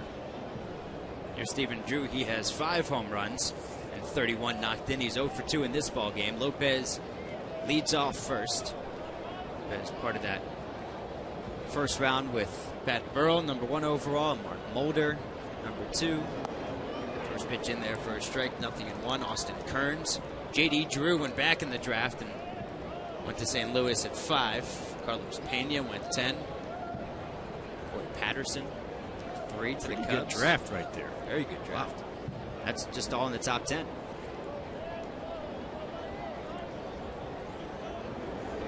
0-1 pitch misses high. It's now 1-1. Interesting here with Hannigan behind the plate. Not, again, I said earlier, not known for throwing out base runners. It's several times when Harang has been ahead in the count, he's called for the high fastball, trying to keep the runner from running, trying to steal second base. It's an ideal pitch to throw a base runner or base stealer out on. He's trying to help himself out there. So there's another one. Not uncommon to see that out of young pitchers, young catchers, especially if he has trouble throwing out runners. He wants to try to control the running game. And that's what Harang has to do. Harang has to really call his own game. He has to be comfortable throwing a fastball. Otherwise, it's just not going to work. So, again, these are suggestions by Hannigan. Harang is calling his own game. Lopez has stolen 6 bases in 8 attempts this year. Diamondbacks have stolen 62 bags. That's 3rd best in the National League. Already 4 more than all of last year's total when they stole 58. And you go back to 2007, the year they went to the National League Championship Series. They stole 109 that year. There's only been 1 stolen base in this entire series. That was Parra in the 2nd inning after he walked and then scored a run. There's a move to first, and Lopez is back. When you're struggling to score runs or score with runners in scoring position, you have to have as a threat the stolen base threat. And really, Arizona has not had that here for several years. Mark Reynolds, their cleanup hitter, leads the team with 13 stolen bases. Hannigan sets up inside, and now he jumps out, and Stephen Drew pokes one the other way, and Johnny Gomes comes on and makes the grab. Nice play from the left fielder as Felipe Lopez was looking to come home from first. That ball wasn't caught. That one's skipping away, and Cincinnati's in trouble. So Gomes makes the grab, and the Arizona Diamondbacks out in the 5th. No runs, a hit, no errors, and 1 left. We move to the bottom of the 5th, 1-1 game. This is real hair. You're making Jim Duquette jealous. I need a set of hair like that. Is that true? No way. Just a set of hair in general. That's exactly so right. The set of hair like that. I don't know.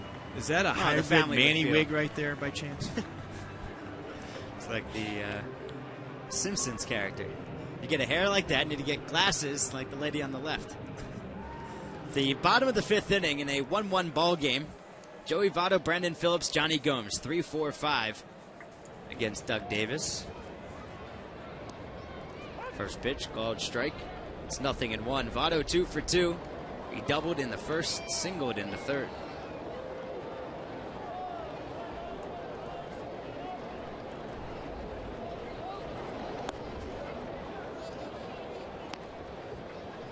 Yeah, we talked about the Cincinnati Reds, whether they're contenders or pretenders, and a lot of this is predicated on their young pitchers and what the Reds have done in the draft. Now, guys like Joey Votto and Jay Bruce, of recent draft history, the Reds have had success. In the past, their past first-rounders anyway, is a main reason why the Reds have struggled here in the early part of 2000. When you look at some of their draft picks, Some of the ones that never made it out of 2000. David Espinosa never got real far. Jeremy Sowers, 2001, obviously now been traded and gone.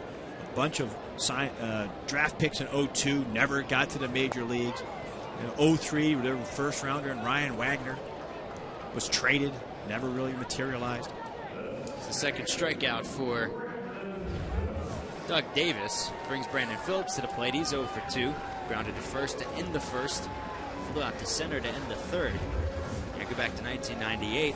Draft we were just talking about, Austin Kearns and Adam Dunn, their first 2 picks. More recently, Ryan Wagner and Homer Bailey in 2004. Still on the ball club, but has had his struggles up and down and struggled at the major league level to pitch effectively. Finally seemed to have connected on a first-round pick in Jay Bruce in 2005. I remember seeing Jay Bruce as an amateur high school player out of Texas.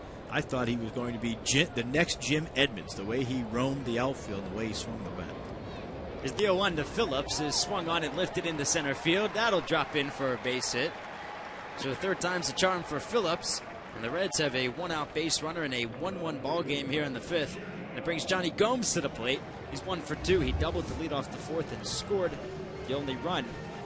A hanging breaking ball there by Doug Davis. And previous at bat, Phillips had hit a long fly ball to deep center field that was tracked down. This one, just a solid little base hit up the middle. Takes the curveball right up the middle. Phillips has stolen 11 bases in 16 attempts this year, so he'll lead off first with Gomes at the plate. Brian Hannigan waits on deck. Move to first. Phillips back standing. So when you saw Jay Bruce in high school, is this often the case when you see a guy in high school projects to be a major league player that he might look that much better just because he's playing against high school kids? It was hard to see him against good competition, but in Texas, the high school talent is very good there. And I remember seeing him in a state championship game. I believe it was the quarterfinals that I saw him play. So you get there for batting practice and then watch him during the game. It is very difficult in high school to watch a good high school player. Most times they get pitched around. It's hard to see an in-game at bat for a kid of his stature and his ability. The 0-1 to Gomes is ripped foul down the left field side. It's 0-2. You know, if you really look at the draft after 05, it still struggled a little bit with Stubbs, Frazier, Lutzgar, Mesoraco. They seem to have hit in 2008 with the young first baseman out of the University of Miami, and Yonder Alonso. We saw him in spring training. I remember talking and sitting with Walt Jocketty during the game when he had shown such good power. They were trying to figure out a way. Was there a way he could make their club out of spring training? That's how good of a spring he had and how well he'd swing the bat. The problem is he's a first baseman, and so is Joey Votto.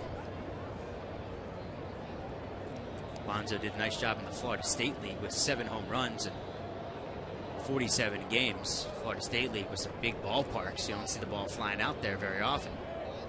I believe he's part of the Futures game coming up next Sunday in St. Louis. Big swing and a miss from Johnny Gomes. Third strikeout for Davis, second of the inning. Now 2 away with Phillips on first, and it brings Ryan Hannigan to the plate. He's been on base both times he's been up. He had a bunt single in the 4th, and he walked in the 2nd. A little bit better breaking ball out of Doug Davis on that pitch. You saw him with a big, sharp breaking curveball that actually broke down out of the strike zone, which is really where you need to have it. You need to bury that curveball down in the strike zone with 2 strikes, especially against a right-handed hitter. There's a smash into left center field from Hannigan. Misplayed by Parra, which allows Phillips to get over to third. And the Reds have runners on the corners with 2 outs here in the 5th. Alonso is. Nice piece of hitting by Hannigan. Game, by the way. Yeah. Hannigan, nice job hitting, attacking first pitch fastball in the inner half. Drives it out to center field. With 2 outs, Phillips is not going to go to third, at least initially. But the center fielder, Parra, misplays the ball, allows him to go to third base. Never want to make that final out over at third base.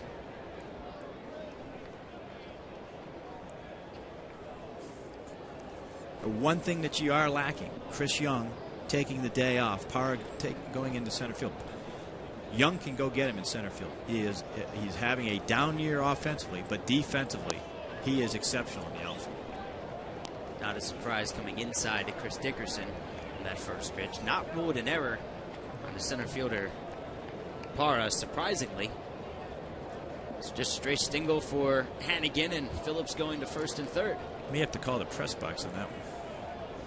I think that was an error in center field. We'll wait for it. Where's Bobby Bonilla when you need him? It's on speed dial still. 1-0 pitch, and Dickerson could not lay off the off-speed stuff. If you remember, last at bat, Dickerson was fed that curveball, that sharp breaking curveball really tied him up. I was a little surprised he got away from that, Davis did, and Dickerson ended up hitting a fastball to center field. I wouldn't be surprised if we see more breaking stuff here. Slider in the dirt, nice block by Montero behind the plate.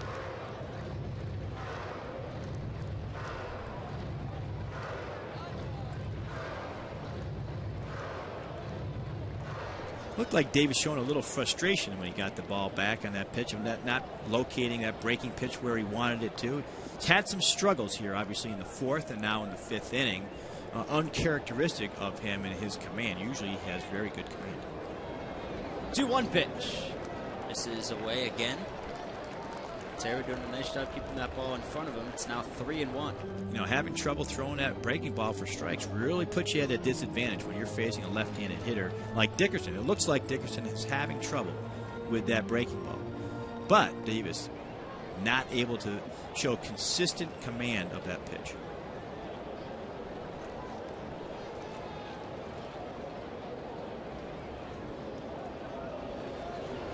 Three-one pitch. This is up and in, and ball four. So with 2 outs, Cincinnati Reds have the bases loaded with shortstop Paul Janisch coming to the plate. So a strikeout to Joey Votto led off the inning. Brendan Phillips singled. Johnny Gomes struck out. Hannigan singled, moving Phillips over to third. Now Dickerson has walked. Bases are loaded for Paul Janisch, who's 0 for 1. He grounded a short in the second to end the inning. And he walked and was stranded on the base paths in the fourth. If you're going to pick apart Doug Davis, this is the area where he has the most trouble. He has walked too many guys. You know, he's a guy that doesn't like to give in, but it's a fine line between not giving in and putting runners on base. You have to be aggressive when you're behind an account. He does not have the stuff to be overly aggressive. He has to pick on the corners.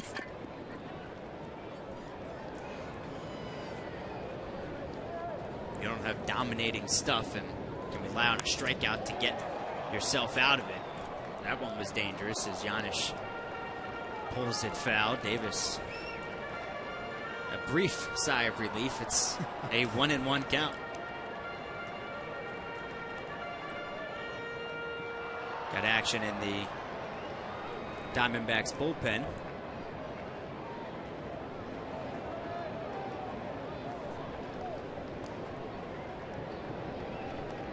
Big 6'3" right-hander playing Boyer, warming for A.J. Hinch. There's the 1-1, and Davis is nibbling outside. It's 2-1.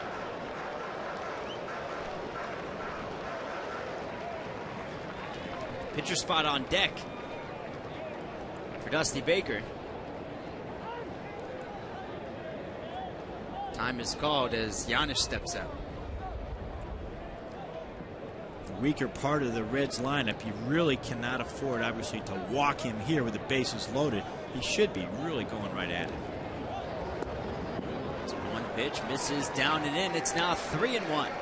Continues to struggle. I tell you, he's lost it pretty quickly. He looked like he was cruising, and he was through 3 innings. It's very interesting. He's only given up 1 run. It certainly feels like a lot more. 4 walks, and here's the 3-1 pitch to Janisch. Swung on and fouled back. That was a strike. Looked like he threw a little changeup 3-1 there. Got to have a lot of confidence in that pitch to be throwing a 3-1 changeup with the bases loaded. Or not a whole lot of confidence in your fastball. Or have a little trouble with the fastball, yeah. He's walked 4 and struck out 3. The bases loaded in a 1-1 ball game. Bottom of the 5th inning. 2 outs. The 3-2 pitch to Yanish. Swung on and foul tip. Able to be held on to by Montero. He owes him one. That's one right here. This is a good pitch. A little bit up in the strike zone. But, boy, if you're Davis, you got to have that one. You want that one back. Foul tip's a hard thing to catch. But, boy, that's something that when you see it, you have the chance to have a great opportunity to get out of this jam that he's in. He'll have to do it again. He gets his sign, winds, and delivers the 3-2. Swing and a miss. He struck him out. 4th punch out for Davis, and he escapes a bases-loaded jam here in the 5th inning. No runs on 2 hits, no errors, and the Reds leave them loaded. We've played 5 in Cincinnati. Diamondbacks won, Reds won here on MLB.tv. The kids are enjoying themselves. Looks like the kid on the bottom right there, Jim, doing the sprinkler. And then the kid next to him is just staying alive. Maybe in the back it's the Macho Man. But either way. Little Johnny T at his early age. Kids are enjoying themselves at the ballpark. Arizona and the Cincinnati Reds tied at 1. And there are the kids' parents all sitting down by themselves. It's part of the final homestand for Cincinnati before the All-Star break. Headed to St. Louis. Just about a week and a half is the All-Star game. Diamondbacks, in terms of All-Star hopefuls, you have to look at the mound. Every team needs a representative, and Dan Herron has to be the guy after the month he just had. If you've had a bad year, Herron's about the only guy that you can say for sure is on. He has to be on that club, especially when you look at pitching. Other hopefuls, Justin Upton had a very slow start. He's a guy that because he's had a strong June, he's put himself into consideration. But I think there are going to be others ahead of them. And when you look at their record, the only other guy that I would consider on that front is Mark Reynolds at third base. And a lot of that's going to depend on the other third baseman in the league. You have David Wright. You have Chipper Jones. You got Ryan Zimmerman. It's going to be a hard thing for Mark Reynolds to make the All-Star team, especially when you have Dan Herron having a type season. He's leading the National League in earned run average. I think Dan Herron has punched his ticket in his 9 strikeout performance in the series opener. And this series certainly helped the cause. It's now a 1-2 count to Justin Upton. It's Upton, Reynolds, and Parra 3-4-5 in the Dbacks lineup facing Aaron Harang. Upton 0 for 2. Struck out his last time up. Harang with 6 strikeouts and make it 7. Upton stared at strike 3 in the 4th, and he swings through strike 3 here in the 6th. A little bit of a big swing there from Justin Upton. You'd like to see him make an adjustment with 2 strikes. Harang paints the corner on the outside part of the plate. Upton slow in getting there, strikes out for a second time, like you said. I'll tell you, Upton, interesting point real fast, is hit .303 in the month of June. He was the leading hitter for the Diamondbacks with an OPS of .915. He had 5 home runs, 16 RBIs. June is in the past, and he's frustrated here to start July. Mark Reynolds swings through strike 1. It's 0-1 to Reynolds. He's 0 for 2 in the ball game. Upton having some tough times here the last couple of days. He obviously was misplayed a ball in right field in Arizona. The home fans got on him a little bit. He got himself into a little bit of trouble, showed some poor judgment, not throwing, pretending to throw the ball into the stands and then having to come out and publicly apologize. Not having a very good day today. 0 for 8 in this series. Got robbed at first at bat on a great play. Right. Looked like he was barking at the umpire at first base, but I thought he was out. But he was jawing with the first base umpire Doug Eddings, and then striking out here his last 2 at bats. Still only 21 years old. He's the younger of the 2 Uptons, and a lot of people feel he has a chance to be better than BJ, his brother. His second full season. Here's one lifted into right field, going back and over the wall. Dickerson can't make the grab as Reynolds has his 22nd home run of the season, and that puts Arizona up 2-1 here in the 6th inning. Mark Reynolds, the one power threat that has been consistent all season long here with Arizona, takes a high fastball the opposite way. I thought Dickerson had a chance to catch that ball. He climbed the wall, almost caught this ball, even though it went 2 rows back. An unbelievable effort from Chris Dickerson. You'll watch him here. He gets up high on the wall. The ball escapes his glove by about 3 feet. He's not happy about it, but Reynolds is.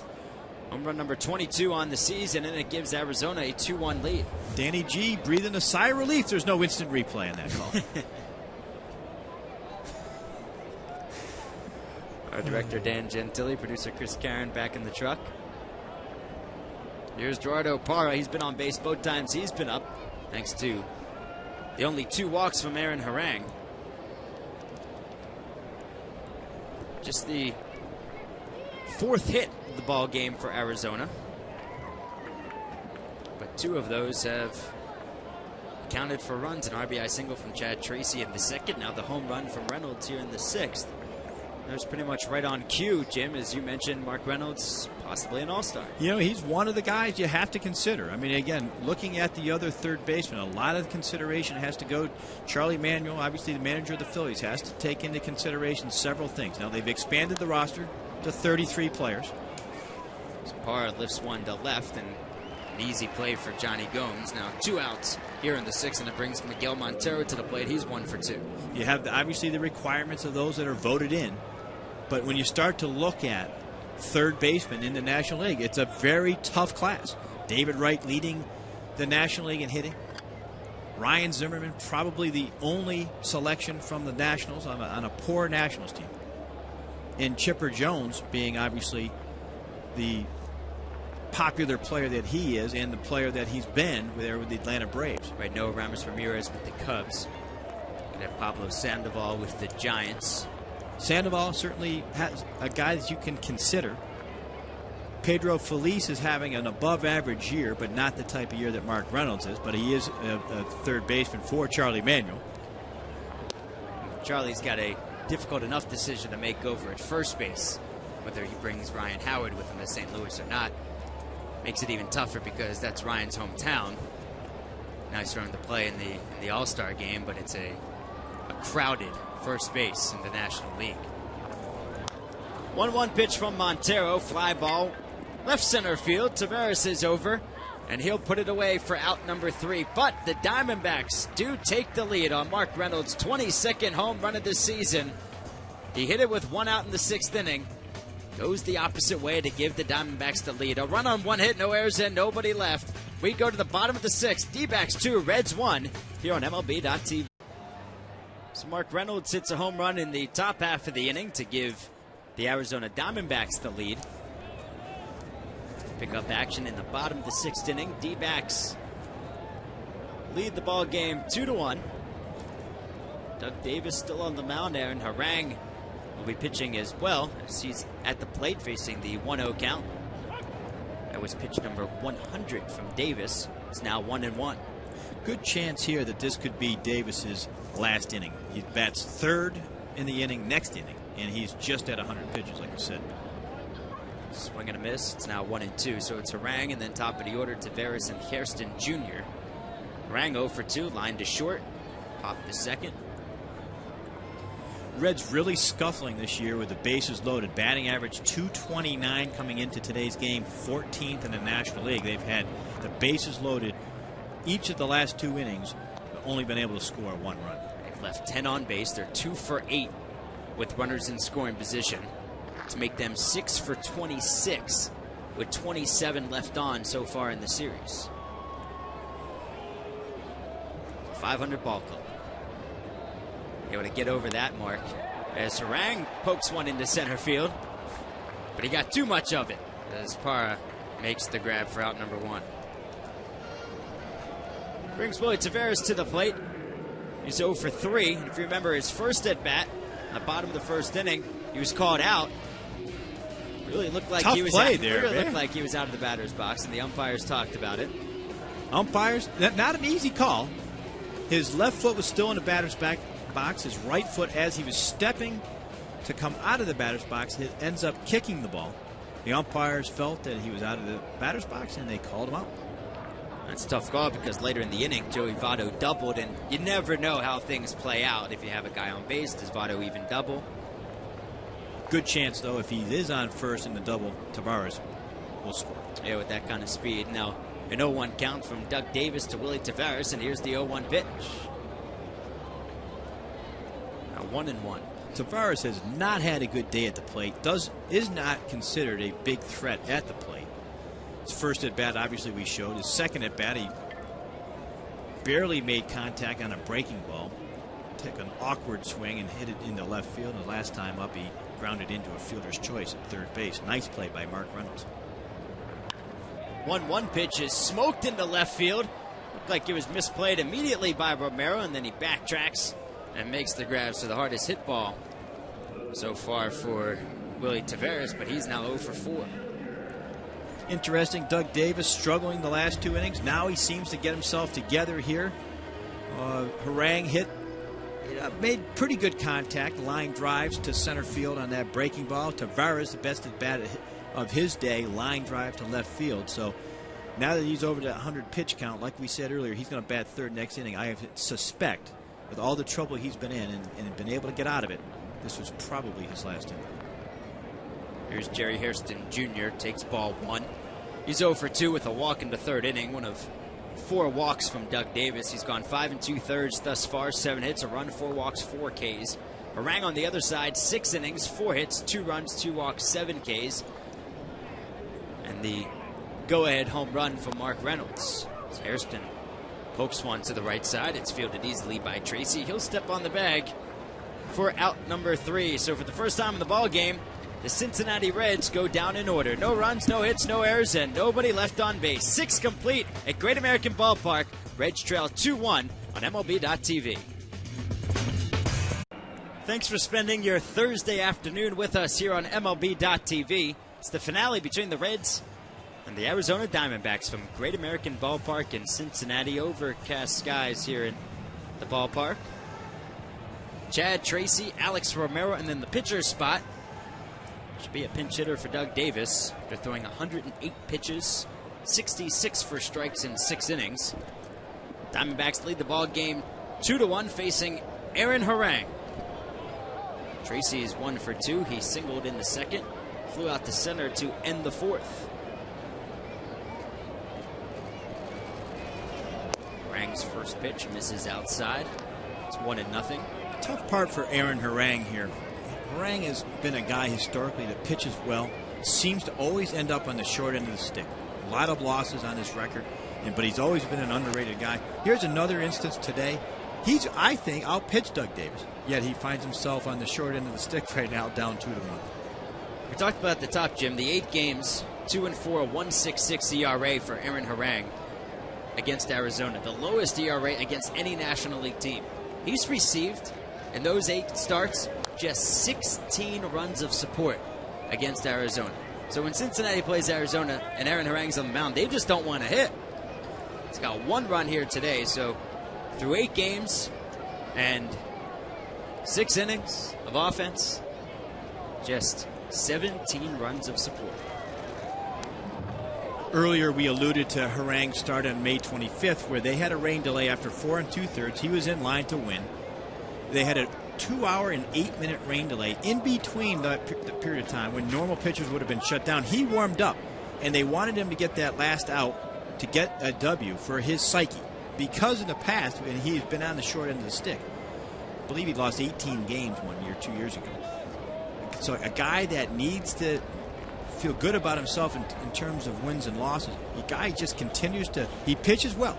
This year his record's 5-8 and the ERA under 4. He just can't seem to get the run support, or he's just pitching well enough to lose. Today he's pitched very well, but right now Doug Davis is the lucky beneficiary of some good pitching in tight situations, and the fact that the Reds haven't been able to hit with runners in scoring position. 2 for 10. They've left the bases loaded twice in the ball game. It's a 1-2 count to Chad Tracy. Fastball misses high. It's 2-2. He talked about his 2008 season for Harang. Just 6 wins, career high 17 losses, and a 4.78 ERA. Only made 29 starts, his fewest since his first full year with the Reds back in 04. 2-2 pitch. How about that fastball dropping off? Made Tracy look silly there. When I see how many losses he had, 17 losses, I'm reminded of the old pitcher old former Met pitcher Al Jackson, who lost 20 games one year. And I remember asking him the question, how can you lose 20 games? He said, hey, you have to be really good as a pitcher to lose 20 games. Most pitchers don't get to 20 losses. You have to be pretty good to be able to lose 20. Same thing with Harang. You have to be pretty good to lose 17. Otherwise, you don't get that opportunity to get that many starts. Means you're healthy for a while. It's the 8th strikeout for Harang. Brings Alex Romero to the plate. Struck out his first time up. Bunted out 2-3 in the 5th. He's 0 for 2. Pitcher spot due up next. Expecting the pinch hitter. Romero showing a little bit of inexperience here at the plate today. His first at bat, he was behind 1-2. Ended up, remember, they started the runner, and he ended up swinging through the pitch, trying to protect the runner on the stolen base attempt with 2 strikes. At that point, you just let the ball go and hope that the base runner steals second base. Second at bat, he just gets a bunt, doesn't get the bunt out far enough. So, again, let's see. I'm looking to see if he's going to have a little bit better at bat here in his third at bat.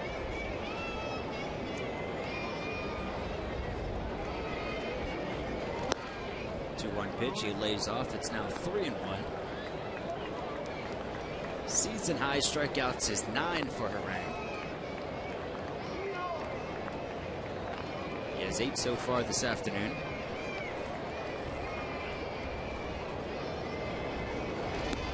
One pitch, well up and away. So a 1-out walk issued to Alex Romero. Davis is going to get Davis is going to hit. He was watching him on the on-deck circle practicing his sacrifice bunt. Thought he was just messing with Aaron Harang.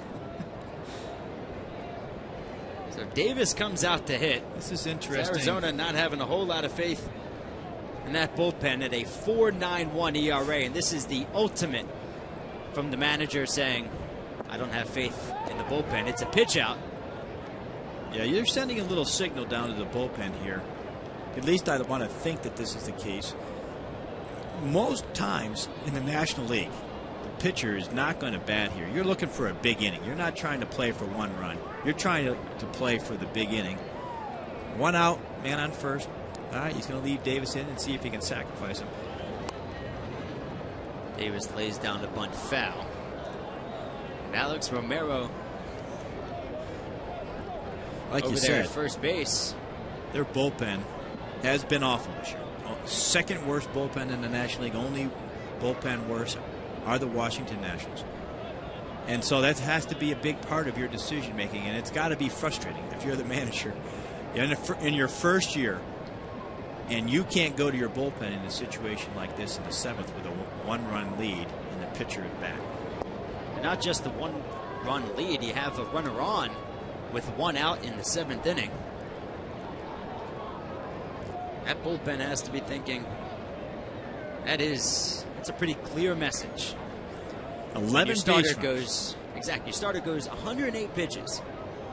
And he's out there with a runner on base and a 1-run lead. 2-1 pitch, he squares the bunt, bunts it foul again. Or, I'm sorry, caught by Joey Votto, I'm sorry. I mean, just a terrible, terrible at bat by Doug Davis. Again, it makes you want to question A.J. Hinch in this situation. More times than not, 9 times out of 10, you got to have a pinch hitter here. Doug Davis can't get the bunt down. It's just bad baseball right here. And I guess you got to feel a little bit of empathy for him just because of the fact that he does not have a lot of options. The bullpen has been bad. So you sit there and shake your head. I just wonder, because Davis had stranded the bases loaded twice, that takes a lot out of you. Now, I know he cruised his last innings, 1, 2, 3 inning, but that was the weaker part of the lineup. As you get into the 3, 4, and 5 hitters, Votto, Phillips, and Gomes, you have to think that he's going to use his bullpen next inning. Right, of the 7 hits from Cincinnati, 4 have come from the 3, 4, 5 spots in the lineup that are due up in the bottom half of the 7th inning. 2 from Votto, 1 from Phillips, Double and a run scored from Johnny Gomes.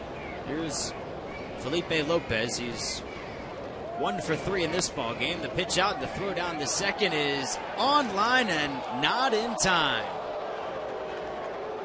Romero steals his first bag of the season, 5th of his career.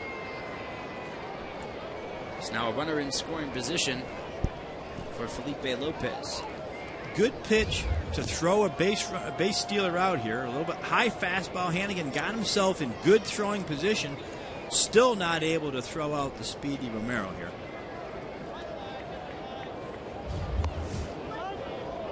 A little bit late getting to second base. Just a bit. Now a 2-1 count to Lopez. Sits safely in 17 of his last 18 games. Switch hitter batting left-handed.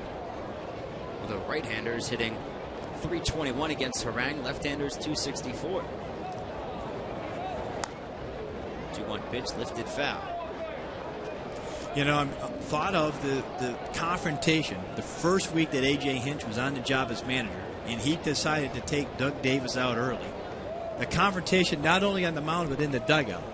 And I'm sitting here saying to myself, was that a factor in him leaving him in this situation? Or was it a bad bullpen? Or was it the fact that you thought that Doug Davis, after struggling through those middle innings, had an easy 1-2-3 inning in the last inning, and so you want to go ahead and send him out for the 7th? I don't know. We'll get a chance to ask him after the game.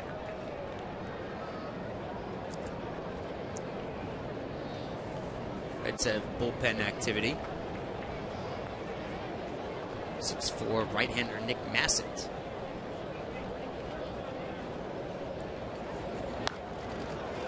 Two pitch punched right into the shift. Jerry Hairston Jr. playing well off the line over at third, and that will end the inning. No runs, no hits, no errors, and 1 left on base. Stretch time here at Great American Ballpark.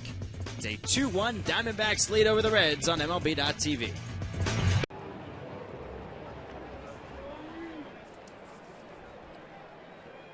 Appears that Aaron Harang's day is over. When we thought that it would have been Doug Davis, they would have been finished earlier. Harang, 7 innings, 4 hits, 2 runs, 3 walks, 8 Ks through 114 pitches, 73 for strikes. Doug Davis at 118 pitches, 4 walks, 7 hits through 6. He's allowed just 1 run. A.J. Hinch has elected to bring him out for the bottom of the 7th, and of course he would be after not pinch hitting for him in the top half of the inning. He's got to deal with 3, 4, 5, Votto, Phillips, and Gomes. They've provided 4 of the 7 hits for Cincinnati. Votto, the 2-hit day with a double, a single, and he struck out to lead off the 5th. 1-1 pitch to the lefty is lifted high into the air, left field. Romero is back, a few steps in front of the track, and he makes the grab for the first out. So will the gamble pay off with a 2-1 lead? Bringing Brandon Phillips to the plate. He is 1 for 3.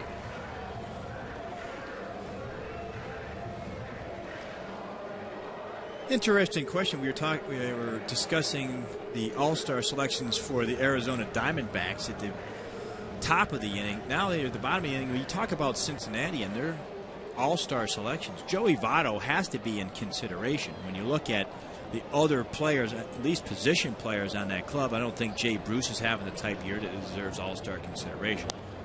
Brandon Phillips certainly is one guy that could be considered. Phillips goes foul down the first base side. But again, when you run into the same type of issue when it comes to first baseman in the National League, obviously Albert Pujols, Prince Fielder, Adrian Gonzalez, not to mention Ryan Howard. So it's a hard one. Lance Berkman. Maybe even Lance Berkman. Maybe you have to go to the pitching staff. I think you got to look at Johnny Cueto really, really hard. With that 2.69 ERA and an 8-4 record, and think if he goes out and pitches one more solid outing, and he may have already locked it up, but you have to think that Cueto would have to be the Reds' first selection. Just like with the Diamondbacks, they're pitching Danny Herron probably over Mark Reynolds. Over at second base is Utley to be the starting second baseman. And you might even go to Cordero. That bullpen, it's the second best bullpen in the National League at 3.25. 3.24 leads the NL with the Dodgers. So Cordero, those 19 saves. Yeah, Cordero would have to. I mean, David Weathers, you hardly ever see a setup guy go unless there's an injury. So that's usually not a guy that, like you said, Cordero with the 1.9 ERA, he certainly is a candidate. 19 of 20 save opportunities. You know, second base, when you talk about Brandon Phillips, you know, Orlando Hudson goes in there without the Phillips, this one deep to left center field. Parra is there for the second out of the inning. That's an interesting name that you mentioned with Orlando Hudson, because second base is wide open in the National League after Utley. But Orlando Hudson, remember that Arizona Diamondbacks team, and they had a decision to make this year. Hudson goes to LA. They decided to sign Felipe Lopez. Very interesting how that turned things around for them. Hudson, normally a quality person in the clubhouse. Not that Felipe Lopez is not, but Hudson is one of those guys that has been a catalyst for the Dodgers. Three reasons why he left Arizona. One, there was, and why he was so late to sign. There was one, his concern about his wrist. Second one was he was a Type A free agent. The Diamondbacks offered him arbitration, so most teams did not want to give up a first-round draft pick.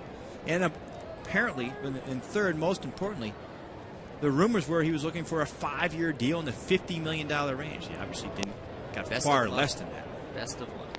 Yeah, he got a 1-year deal for about $3.5 million plus incentives that would get him to $8 million. So it was in the million range.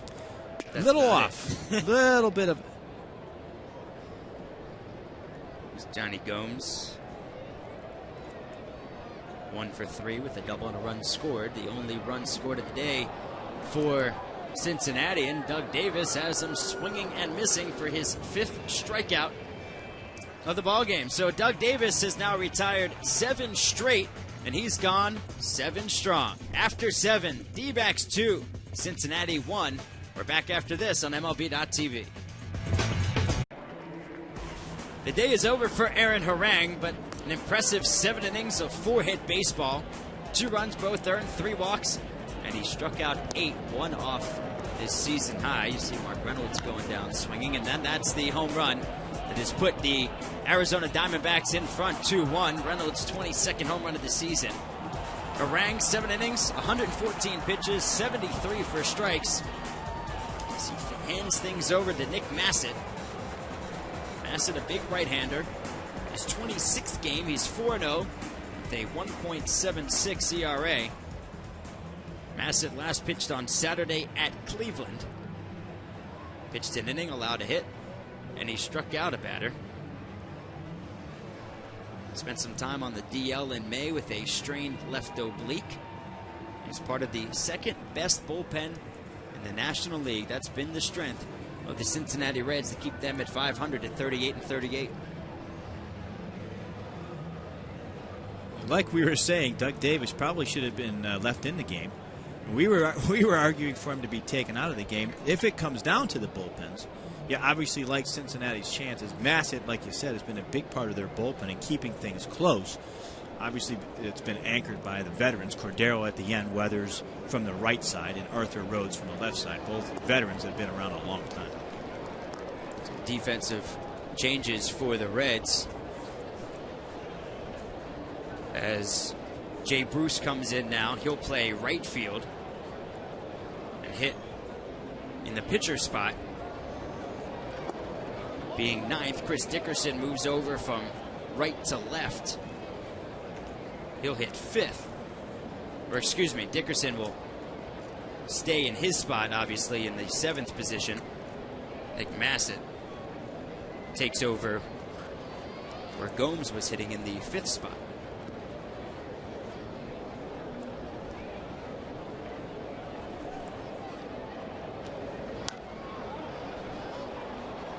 First batter that Massett faces is Stephen Drew, and 1-1 pitch is lifted over to third. Hairston Jr. makes it an adventure, but he makes the grab. Drew now 0 for 4. Drew having a tough day today, just like he has all season. He showed a little frustration his last at-bat when he hit that line drive to left field. Gomes made a nice sliding catch out there. This one he pops up, just getting underneath it, pops it out to Hairston at third base. Drew now 1 for 16 in this series. Or just check that, 1 for 16 against Cincinnati this season. He's 0 for 12 in this series. Justin Upton also taking an 0 for in this series. He's 0 for 8. He's 0 for 3 today. Robbed by Brandon Phillips. Great play in the first inning to end it. Struck out looking to lead off the fourth. Struck out swinging to lead off the sixth.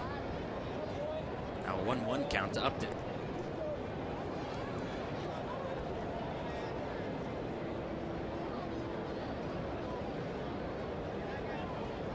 Upton's swing looks a little long today, and I haven't seen him swing the bat in a little while, but he's been behind a couple of, I would say, marginal fastballs, not 95, 96. Massett looks like he throws a little harder than it rang. Still, he's got to make a little bit of an adjustment here.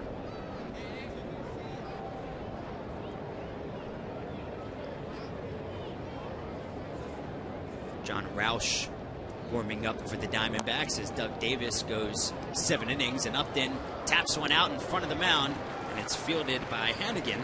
So 2-3 on the putout. Upton 0 for 4. It brings Mark Reynolds to the plate. I don't know what he did in his last at-bat. Yeah, he took a high fastball from Aaron Harang away, took it the opposite field, over the 370 mark there in right field, outside of the great effort by Chris Dickerson as he climbed the wall there trying to bring that ball back, but was not going to happen. That's his 22nd home run, and that's so far that's been the difference in the ballgame.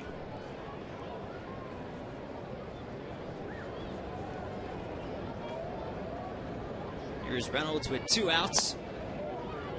Fastball misses inside. It's 1-0. It's a 2-1 lead for Arizona. Diamondbacks won the series opener 6-2 on Tuesday.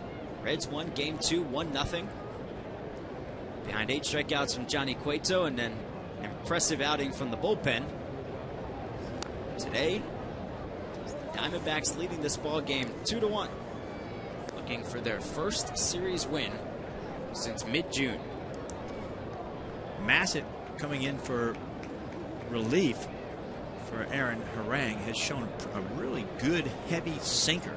2-seam fastball that he's throwing. He's tying up Mark Reynolds on a couple of those pitches. The first one was a ball inside, but that one he tied him up in. And goes with a slider away. That little sinker, the proverbial sinker slider pitcher. Love those sinker slider guys. There's a lot of them.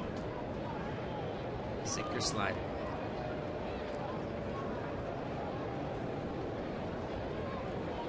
Not trying to do too much, staying within himself. Knows what kind of pitcher he is. 2-1 pitch is fouled off. It's now 2-2.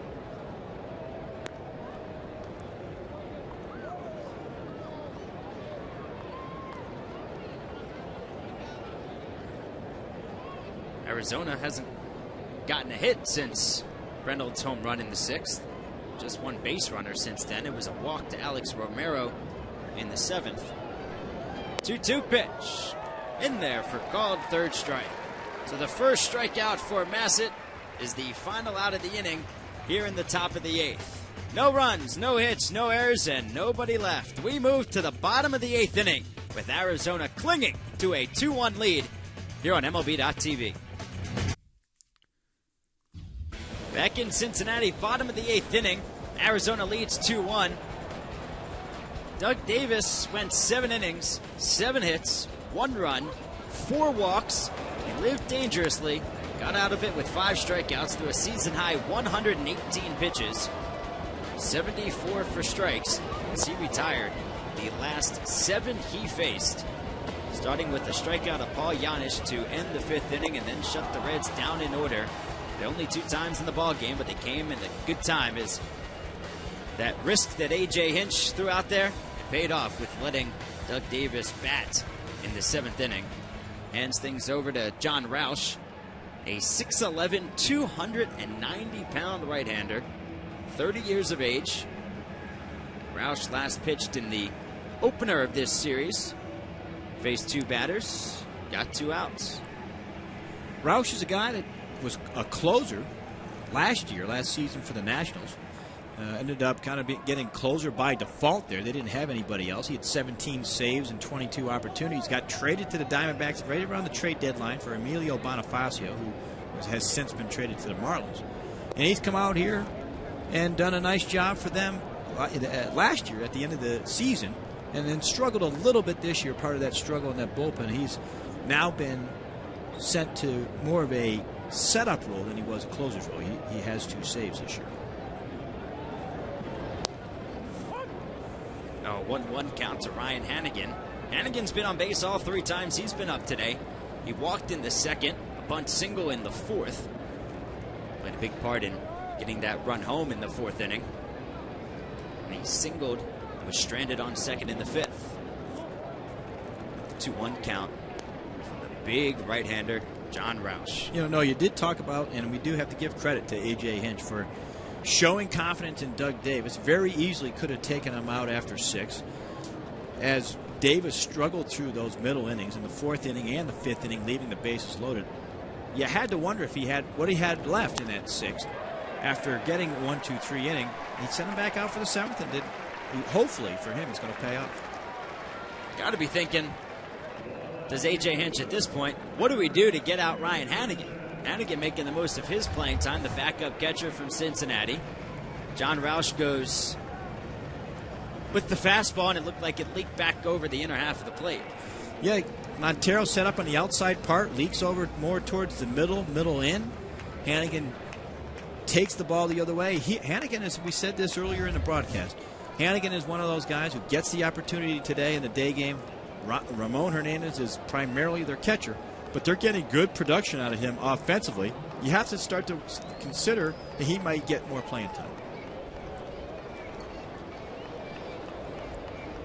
Brings Chris Dickerson to the plate. Got a pinch runner now for Hannigan. It's Danny Richard.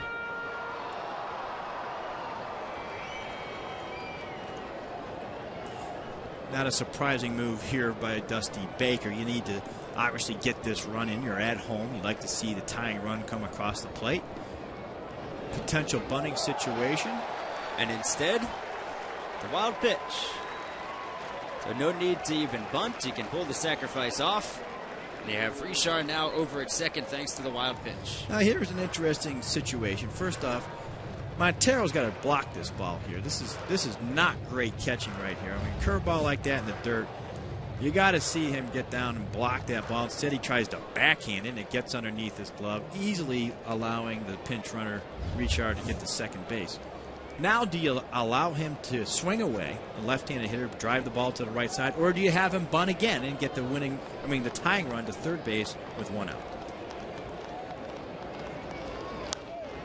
Likes to have him swing, and that runner's not going to be going anywhere. Into shallow left field, Romero makes the grab. And Jim, I assume you don't like the decision. Poor fundamental baseball right there. I mean, you can debate whether you bunt or hit. I don't mind in that situation because Dickerson's swinging a hot bat. He's had hits in 11 of his past 12 games. But either way, that ball's But you got to pull right that ball. Yeah, that ball. I mean, that's a ball middle of the plate, belt high. You have to drive that ball on the ground to the second baseman or the first baseman. Instead, he swings underneath it for an easy, lazy fly ball to left field. Again, some of the topics and points that Dusty Baker brought up in that team meeting the other day. When you're struggling to score runs, you have to do the little things like that. And that's not good baseball right there. With Chris Dickerson not pulling the ball. You got to pull the ball over there. You got to get that tying run to third base with less than 2 outs. So now your pinch hitter is going to be Ramon Hernandez for Giannis.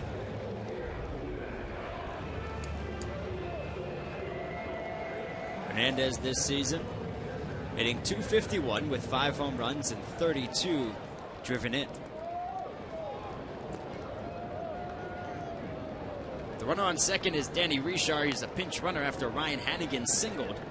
Chris Dickerson then just flew out to left. brings the pinch hitter Hernandez to the plate. First pitch is in the dirt. It's 1-0, and Ramon, I'm Jay a little Bruce familiar on deck. with. Ramon is a guy that, is a guy when he's swinging the bat well. I had him in Baltimore before he was traded this past offseason. Andy McPhail, current GM, traded him to Cincinnati for Ryan Friel. But he's a guy that when he's swinging the bat well, goes the other way well. Right center field, he has power that way. If you give him a breaking ball up in the strike zone, he's capable of driving it that way. Got a 2-0 count at this point.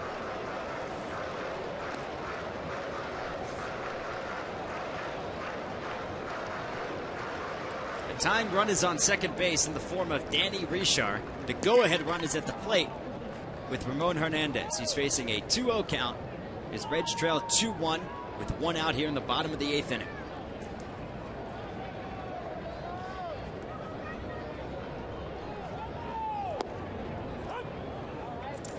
Taken for a strike. It's now 2-1. That would have been a pitch right there. 2-0, tying run at second base. You're going up there to swing the bat. That's one where you'd like to see Ramon Hernandez. I know he's not used to pitching it, but you like to see him go up there and hack. Try to drive him in. Pitch misses inside. It's now 3-1. The Reds 2 for 9 today.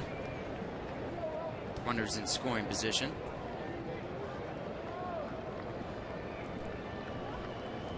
They've left 10 on base, including the bases loaded in the 4th and the 5th.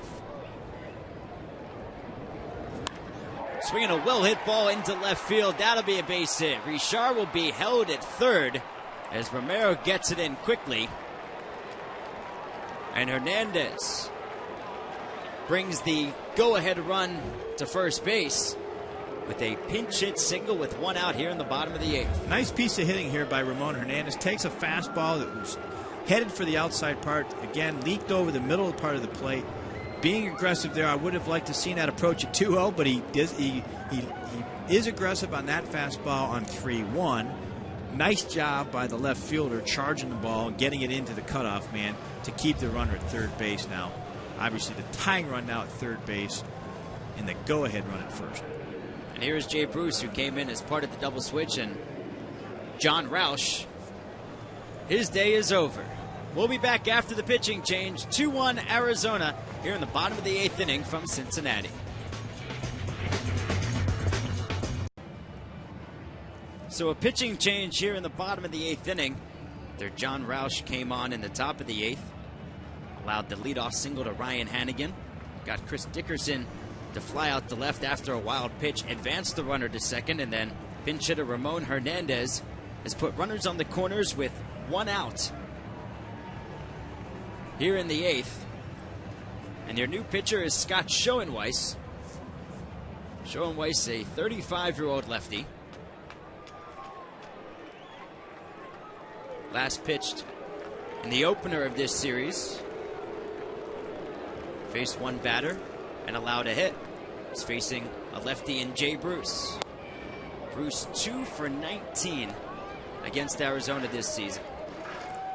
188 versus left-handers. 1 home run. Not an easy spot for him right now coming off the bench. He was in for defensive replacement last inning. It's a big at-bat for him. It's an important, obviously, spot for him. You like to see him pull through. He's not having a typical Jay Bruce year that you have in terms of batting average. The expectation's high on this kid. But 18 home runs, 40 RBI is not a bad first half. The 1-1 from Schoenweiss misses low and away. It's 2-1. Schoenweiss appearing in game number 27. No wins, no losses. 4.26 ERA. Worked 12 2/3 innings, 14 hits, 7 runs, 6 earned, 3 home runs, 6 walks, 7 strikeouts.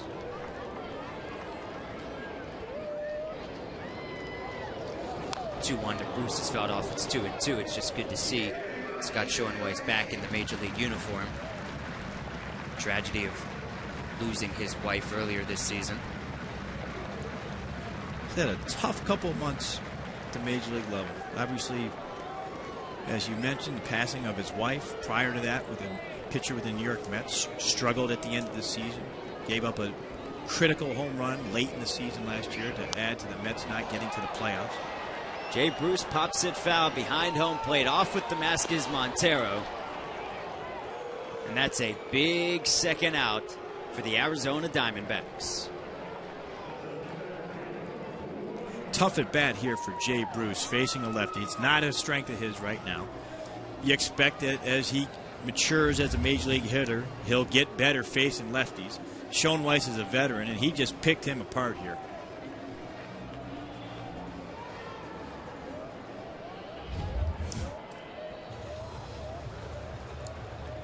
Like AJ headed back out to the mound.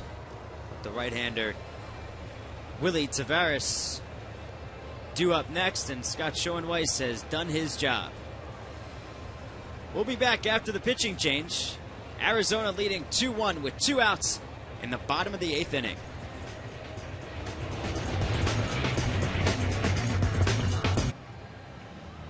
So it's the third pitcher of the 8th inning for the Arizona Diamondbacks. It started with John Roush, handing over to Scott Schoenweiss. He does his job. Now those fans will see the closer, Chad Qualls. 30-year-old making his 31st appearance of the season, 1-1, a 4.11 ERA, 13 saves and 16 opportunities. He's worked 30 2/3 innings, allowing 34 hits, 14 earned runs, 4 walks, and 28 strikeouts. Last pitched in Game 1 of this series. Worked an inning. Last save came back in mid-June on June 11th against San Francisco. 28 career saves. This year, 13 out of 16 chances. Qualls working a little overtime today, Noah. The pinch hitter is Lance Nix, as they bring in the lefty to face the right-handed Qualls. Nix on the season, a .253 hitter with 7 home runs and 21 RBIs. It's a little bit of pop in his bat, Lance Nix does. This is inside. It's 2-0. So Qualls in for the 4-out save. Been called upon to do that already this season. Just 13 saves and 16 opportunities. You don't get that many opportunities when your team's 31-47, 18.5 games out in the NL West. The 3rd worst record in baseball, behind Washington and Cleveland. Qualls has worked multiple innings only twice this year. Both times 2 innings appearances. Once, this last one, May 20th at the Marlins, was 2 innings. I remember that ball game. You were there, weren't you? It was a monsoon. I was in the office waiting to do the highlight, and there was a monsoon in Florida. And then his last outing, April 26th, at home against San Francisco, he went 2 innings. Oh, he's got a big spot here. Lance Nix at the plate in a 2-2 count. The runner on first is the pinch hitter Hernandez. On third, the pinch runner Richard. Got on the bases after the single from Ryan Hannigan. So runners on the corners, 2 out. Arizona holding on to a 1-run lead. 2-2 pitch. Swing and a miss. He struck him out. He did. So Qualls in the bullpen gets out of the 8th inning as Arizona holds on to their 1-run lead. No runs, 2 hits, no errors, and runners left on the corners. We're headed to the 9th in Cincinnati with Arizona leading 2-1 here on MLB.tv.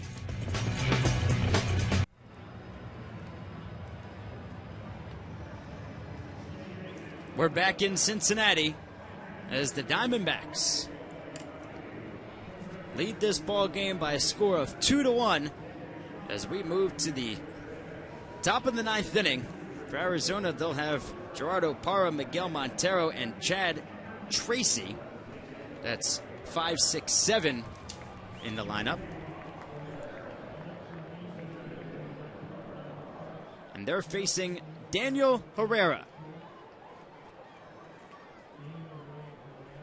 Daniel Day at 5'6", making his 33rd appearance of the season. He's 1-3 with a 2.05 ERA, 30 2/3 innings, 30 hits, 7 earned runs, 11 walks, and 23 strikeouts. This is an interesting story. He is not overpowering at all with his stuff, but he comes right at you. He's a kid who 5'6", not tall in stature, but and his fastball is about 84, 86 miles an hour. But Dusty Baker has said this guy has more heart than most guys that you'll see, despite his size. 2 to par, misses away, so it's now 1-2. Barr's 0 for 1 with 2 walks and a run scored.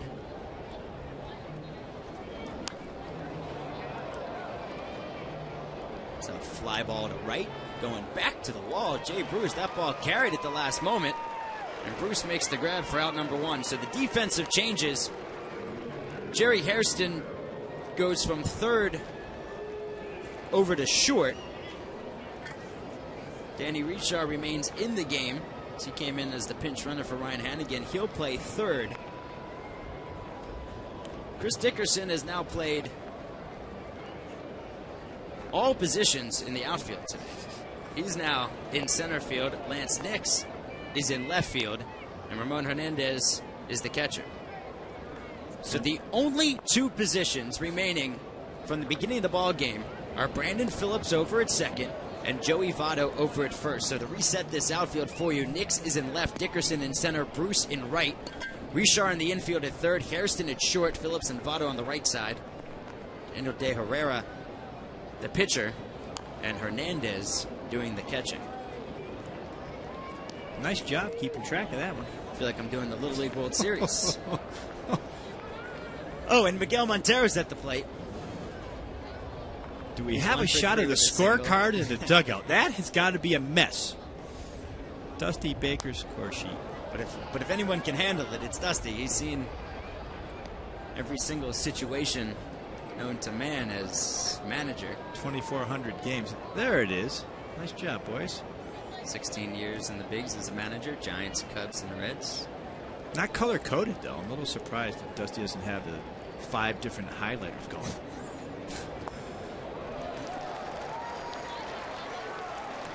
Strike held on to as Montero goes down swinging. It's now 10 strikeouts. Herrera looks good so far. Left-hander, little slider there, down out of the strike zone, gets Montero to swing at it. Nice job pitching. Little lefty.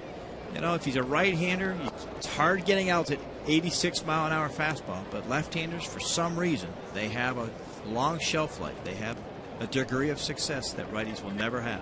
Can always have a job as a lefty, and especially when you got that screwball that Herrera has.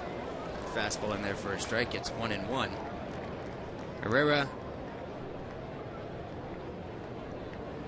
last pitched on Sunday. It's been a while, pitching at Cleveland.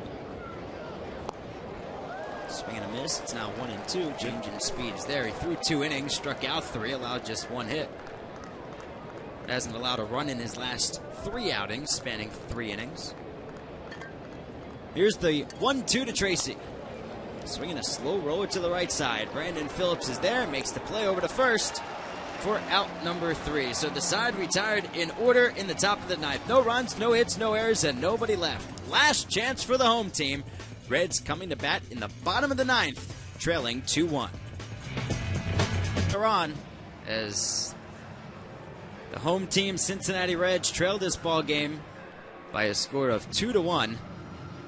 So far, the big hit for Arizona, a 6th-inning solo home run, number 22 for Mark Reynolds.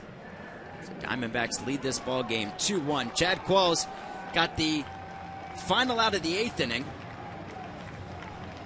So he struck out the pinch hitter Lance Nix.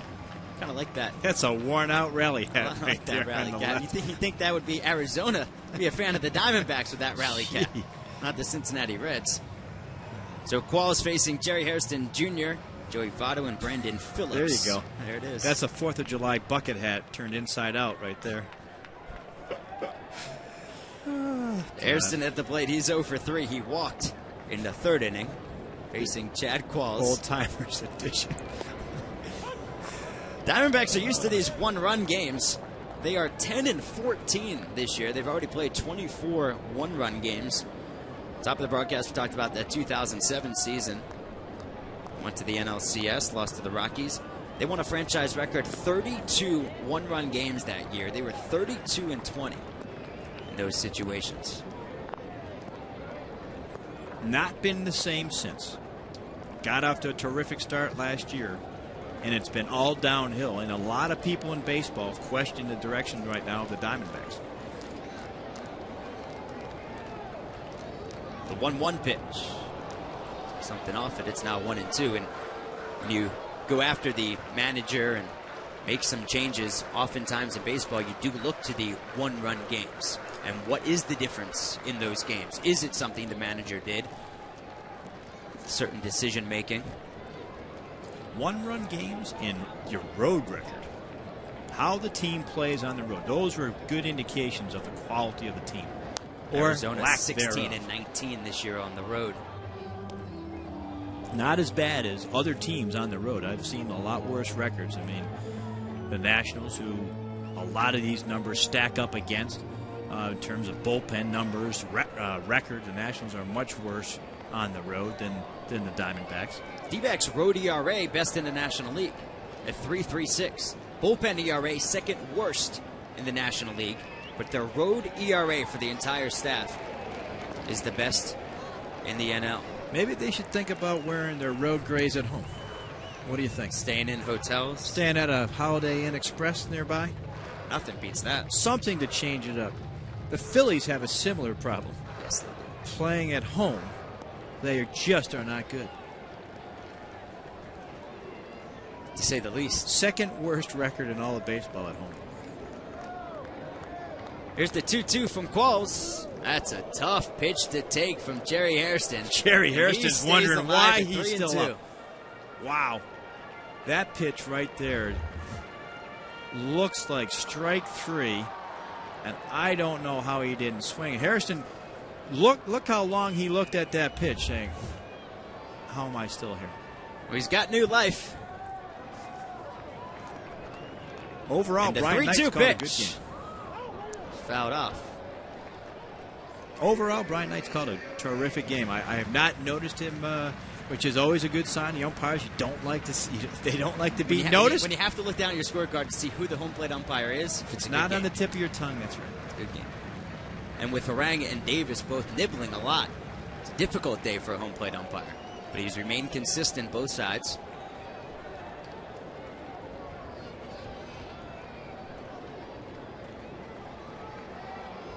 Ball's working from the stretch, the 3-2 pitch, swinging a roped into left field for a base hit.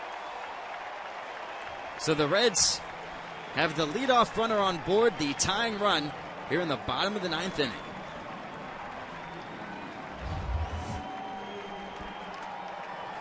This is a fastball that he left up in the strike zone, trying to get the ball away to Hairston. It crept back to the middle part of the plate, middle in, and Hairston made him pay for it. Qualls, if he's going to get this save, he's going to have to go through the middle of the lineup. There are 2, 3, and 4. He came in with 2 outs last inning in the 8th, struck out Lance Nix, the pinch hitter for Willie Tavares. Now he has to go through the heart of the Cincinnati lineup. In the heart of this ball club, it's Joey Votto. He's 2 for 4. He flew out to left his last time up. First pitch, swinging a drive, deep left field. This one's back and off the wall. Romero can't make the play. He was looking up and he covered his head and the ball bounced in between his hat and the wall. How does he not catch that ball? I don't think Joey Votto and Alex Romero could do that one more time if it happened 100 times in a row. That ball was stroked. It looked like it might be out. The way Votto reacted, he wasn't quite sure. And he gets to the fence, and it's almost like he gets distracted. He puts his back on the wall, he reaches up, and then just took his eye off the ball. It. But if Hairston is running on this play, not thinking that it's out, one, he might have even been able to score from first. At very least, he's on third, and a sac fly ties this ball game. On a ball that deep, he has to make sure the left fielder doesn't catch it. once he sees he doesn't catch it, I mean, he has to be to second base. At least, once he sees he can't catch it, he should be on third base right now. It's being ruled a single at the moment. He just missed the ball. It looks like he took his eye off the ball in that play. It's not like it's a abnormally sunny day out. He had his sunglasses on. Brandon Phillips at the plate. The winning run is on second base. Phillips is 1 for 4. Votto on first, Hairston on second. Fastball misses inside, it's 1-1. What a wild play. I really don't think if Joey Votto lifted the ball 100 more times to left field that it would have landed in that spot. Alex Romero went back and he hit the wall. It was almost like he hit something that he didn't expect. Got distracted, eyes off the ball, and that's what you teach kids in Little League. Always keep your eye on the ball. You know, you're sitting there, Chad Qualls, saying, I have a tough hitter in Joey Votto. You get him to hit the ball the opposite way, figuring that that's a spot that's safe. It's not likely he's going to hit it out, and then your outfielder can't make the play. Has to be frustrating right now. The 1-1 to Phillips. Swinging a ground ball. Diving play by Reynolds at third.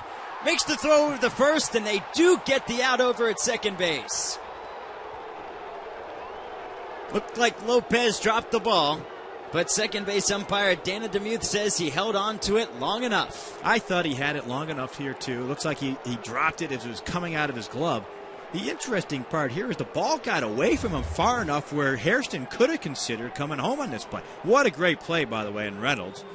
Diving for that play. Oh, watch. He's trying to get out now. The ball gets away from him. It rolls. It gets to the outfield grass.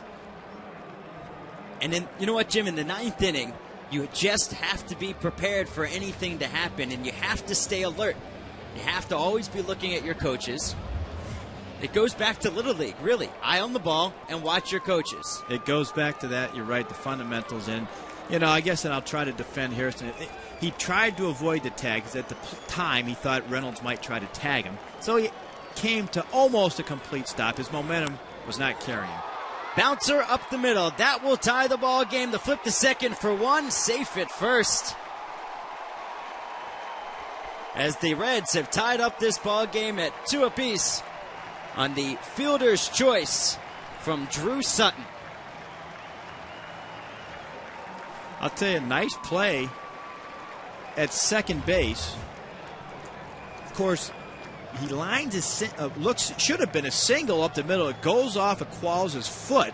Otherwise, that's a base hit. Lopez makes a nice play, flip to Drew, and they actually had a pretty good chance of turning a double play there. Instead, fielder's choice, tying run comes in.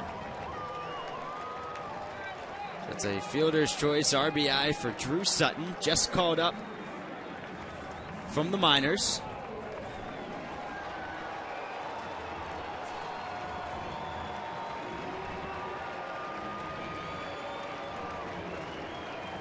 That's his first career RBI for Sutton.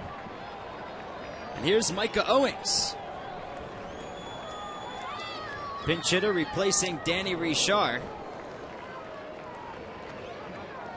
And this is more than a secret weapon. This is not your typical pitcher coming to the plate. This guy has always been a good hitter. He was a position player in college. Game-winning home run. I believe it was opposite field. Game-winning home run. But he has shown that kind of power in the past. He has the ability to drive the ball into the gap. But not this time as he bounces over to third. Good hustle over at first base. But the play is made just in time. 5-3 to end the inning. We're going to extras as the Reds tie it up in the 9th off of Chad Qualls. A run on 2 hits, no errors, and they leave 1 on base. Extra inning baseball in Cincinnati on MLB.tv.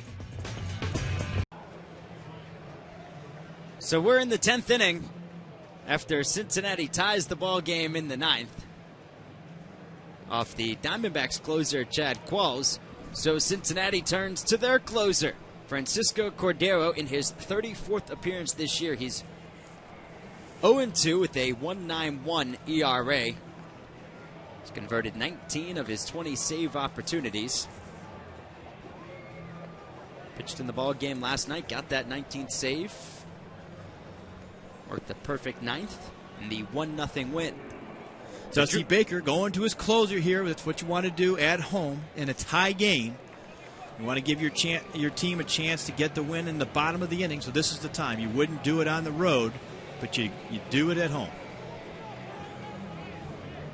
So Drew Sutton remains in the game over at third, so he's the third baseman today for the Reds. They've had 3 left fielders as well, and now their 4th pitcher in Cordero. So Sutton in his first Major League at-bat gets his first Major League RBI on the fielder's choice, and now he's over at third base for the first time in his Major League career. There is Alex Romero, the GOAT in the 9th inning. Has a chance to redeem himself here. Certainly does. We'll see what he does. But he's 0 for 2 with a walk and a stolen base. Fouls it off. It's now 0-2. Just a hair behind that fastball right there. I'm not sure he saw the first one. He looked like he got caught by surprise there. He can bring it. He's got 230 career saves. Only the 11th pitcher Major League Baseball history with 100-plus saves in each league. 0-2 pitch upstairs. It's now 1-2. Cordero was the big sign 2 years ago in the offseason by the Cincinnati Reds. So really surprised the Milwaukee Brewers. They had been in the mix to get him, to re-sign him. He ended up signing a much bigger deal here in Cincinnati. About $6 million more is what the Reds had to pay him to get him out of Milwaukee. This bullpen, Jim, has lived up to the billing. Second best in the National League at 3.25 today. Has been fantastic. And Romero crushes one to right field. Fair or foul, and it's a foul ball. So he almost redeemed himself as I'm praising the Cincinnati bullpen. And he just needs to straighten that one out. Back to that Reds bullpen. Massett and Herrera each worked an inning and struck out a batter. So that's 2 innings of perfect baseball. And Cordero, the closer, now in the 10th. 2 pitch misses.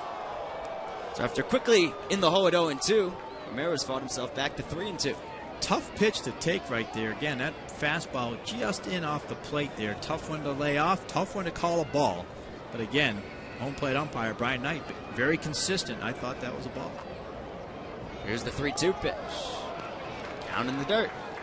And a leadoff walk here in the 10th inning. Romero has speed. He stole second his last at bat after he had walked. So this will be an interesting little cat and mouse game here with the base runner and the closer. A lot of times closers aren't pitchers that hold runners very well. They're not used to having base runners on base. They generally don't like to slide step. And if you are delivering the ball to home plate in more than 1.3 seconds, it's hard for the catcher to throw the base runner out. Pinch hitter is Augie Ojeda. He's up there to bunt, and he lays down a beautiful one. Tough play in between first and second. Cordero flips over to first for out number 1, and the snap throw down to second is not in time. They tried to get Romero sneaking off of second base or overrunning the bag. But a tremendous play from Cordero off the mound. As we'll see it on the replay in just a moment. That ball, it's a tough play in between first and the pitcher's mound. Perfect bunt here. Cordero overcharges it and then has to recover and grab it and throw it backhand to first base. He one-hops Joey Votto over at first. Not two-hopper. A little two-hopper. And then Romero making that turnover at second, and then whoa. Gotta get back to the bag. So leadoff hitter Felipe Lopez. 1 for 4 with a single.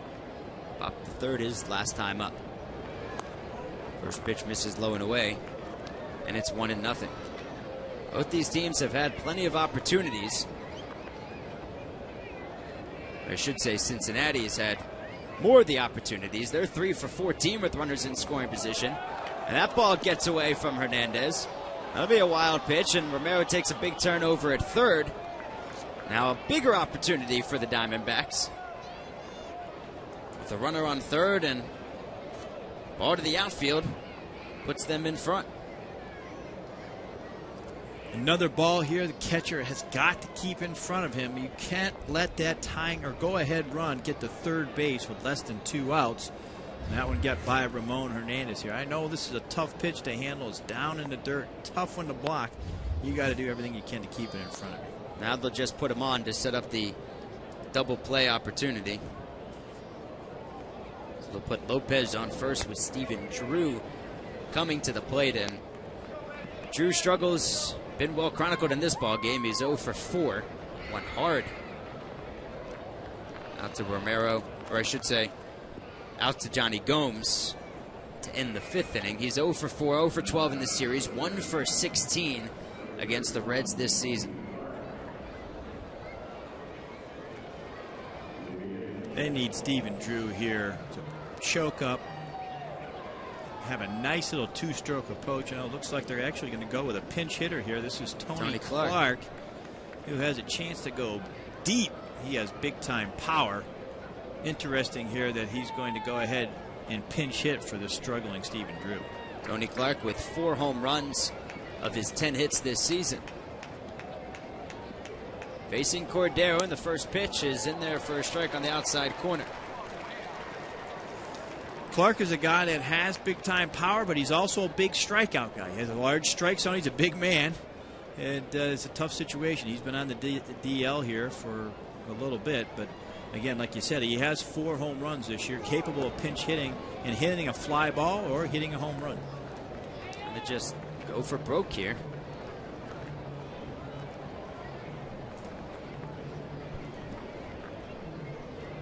Cordero looks in for his sign. With the runners on the corners, 1 out in a 2-2 ball game, top of the 10th inning on getaway day. The finale, the rubber match between the Reds and the Diamondbacks.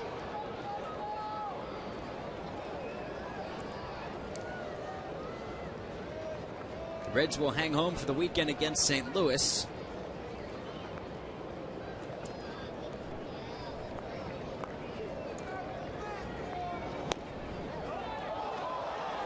Just missing with the 2-1. It's now 3-2.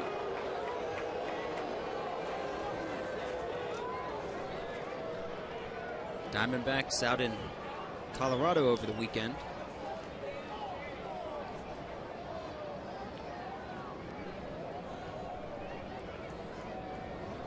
The 3-1 pitch. This is low with the fastball. And the bases are now loaded for Justin Upton. Cordero in a heap of trouble here. He's usually not this wild, having trouble throwing his fastball for strikes. He's walked 3 this inning, 1 obviously intentional, and then the other 2 not by design.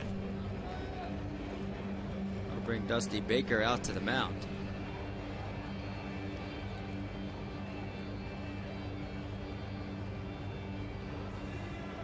Darrow got the 1-inning save in the 1-0 win last night.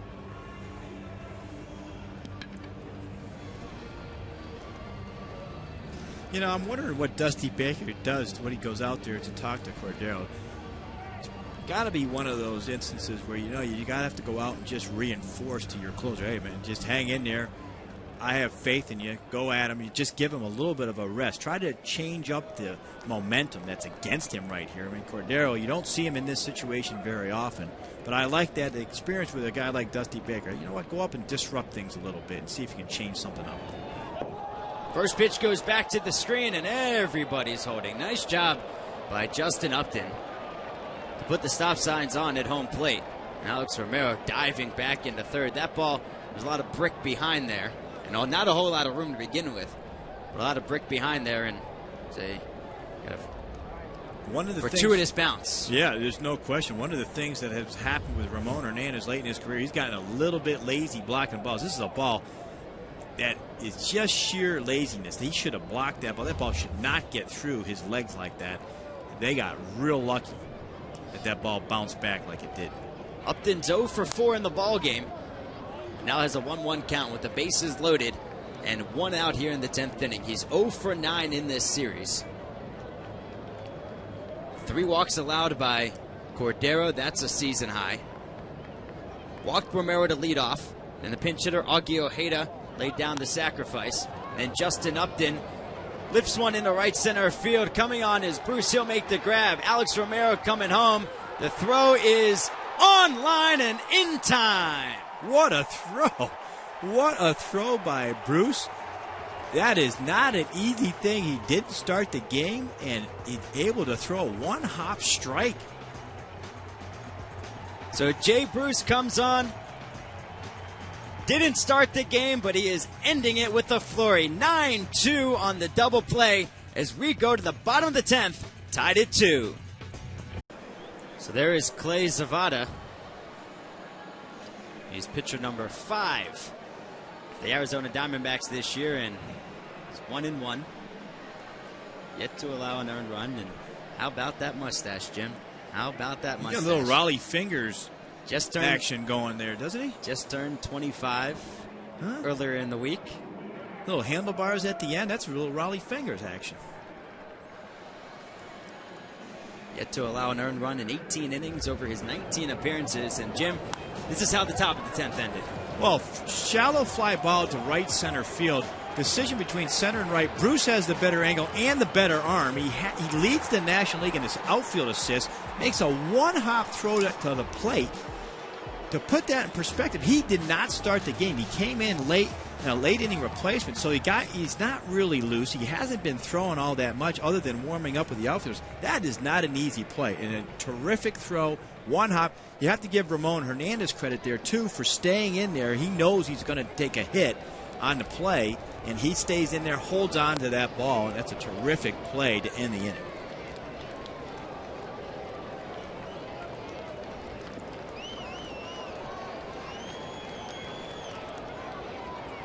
Chris Dickerson to lead off the bottom of the 10th inning. He goes back up the middle for a base hit. So Dickerson's on board for the 3rd time today. He's got 2 singles and a walk. Surrounded by a fly ball to left and a strikeout. So just like Dickerson Arizona takes this breaking ball and drives it up the middle. It's not a great slider. It looked like a slider by Zavada. Zavada hasn't allowed a run the whole month since he's been brought up. His ERA is 0. Gives a poor breaking slider up in the strike zone, and Dickerson does a nice job of driving it through the box. Just like Arizona had the leadoff runner on in the top of the 10th. Bottom of the 10th, Cincinnati is the same thing. Nice block by Montero behind the plate. So here is Ramon Hernandez. Came on as a pinch hitter in the 8th inning, had a single. Staying behind the plate now.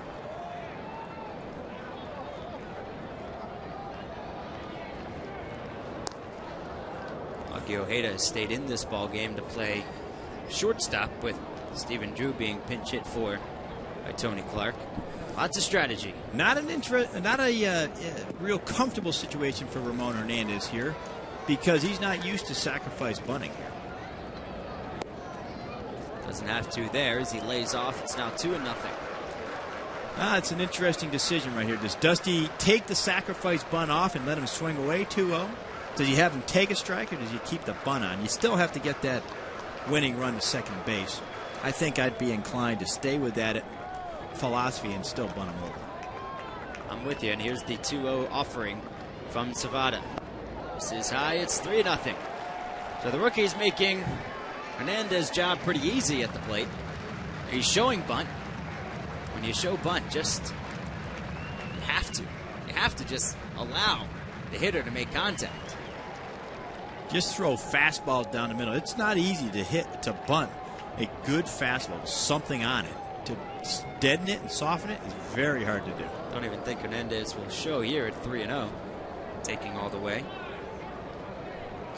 You know, he's had trouble throwing strikes. You might as well try to disrupt him now. Why change anything? I wouldn't bunt here, like you said. It's upstairs, so a 4-pitch walk. And the Cincinnati Reds have the winning run on second base. And who gets a chance, as it always happens, the guy the previous inning who makes a tremendous play now gets the opportunity to drive in the winning run in Jay Bruce. Jay Bruce thought he was having the day off, and then instead it becomes a very, very busy day for Bruce. And here it is yet again. This is really not a deep fly ball. If you look at it, Upton's got to get better wood in that situation. It's a medium range ball, still fairly deep. And Bruce has been terrific when it comes to outfield assists. That's a lost art these days, is the outfield assist. But Jay Bruce obviously works hard at it. That is not an easy throw to make, and he made it look easy. Did you see him make any of those plays in high school when you scouted them in I Texas? saw him walk 4 straight times. I don't think I saw him swing the bat. Must have not have known you were there. No. He would have swung the bat for you.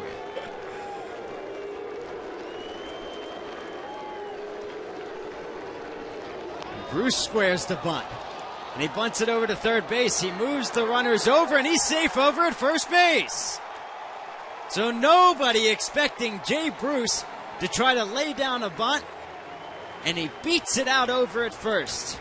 Mark Reynolds there really had no choice. Felipe Lopez was caught by surprise. He had to double clutch. If you watch this now, Bruce gets the bunt down, and Reynolds has to double clutch. Like he didn't have the ball a good grip there. It wasn't Lopez being late. He just didn't get a good grip. Looked like that ball was in the palm. It looked like it was near his wrist. Almost rolled up his wrist. Yeah. And Bruce, hustling down the line, legged out a base hit. He knew he was going to catch some folks by surprise. Now the batter is Lance Nix, another one who did not start this ball game. He came in as a pinch hitter, and he struck out in the 8th. So the bases are loaded with nobody out in a 2-2 ball game, bottom of the 10th inning. Lefty-lefty matchup. And now it's an 0-2 count. Infield is in. They have to Sure. be. You have to cut the Infield in, outfield in. The winning run at the plate. The outfield has to come in as well. Not an easy situation for Nix right here.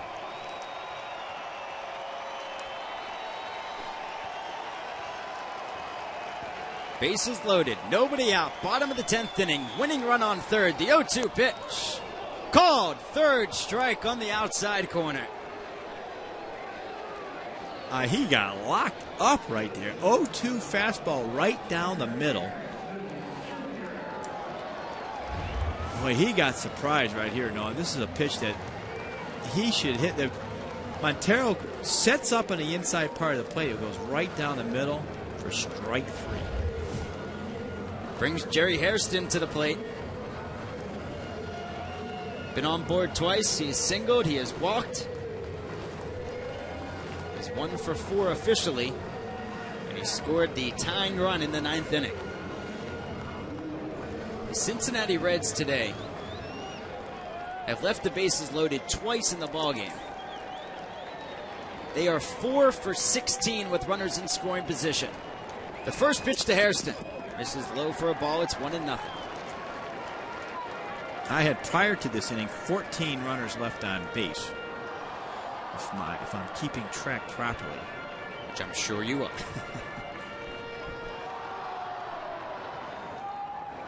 Infield on the left side is there to pull.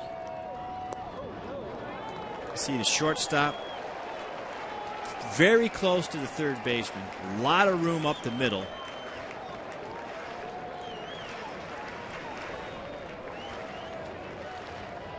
Hairston is a pull hitter, so that hence why they're positioned that way. But an awful lot of room up the middle for him to hit the ball. Cincinnati trying to get over the 500 mark as Hairston takes a strike at the knees. It's now 2-1. Joey Votto waits on deck. Dickerson led off with a single. Hernandez walked.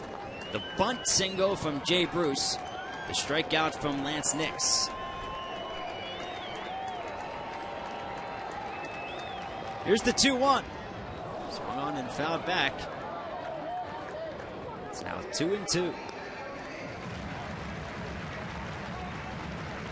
Zavada's done a nice job after getting behind 2-0.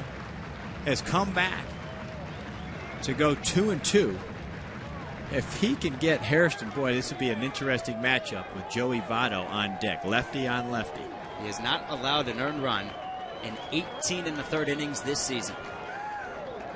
Here's the 2-2. Swung on and flown into shallow right field. Justin Upton makes the grab. and the runners will hold.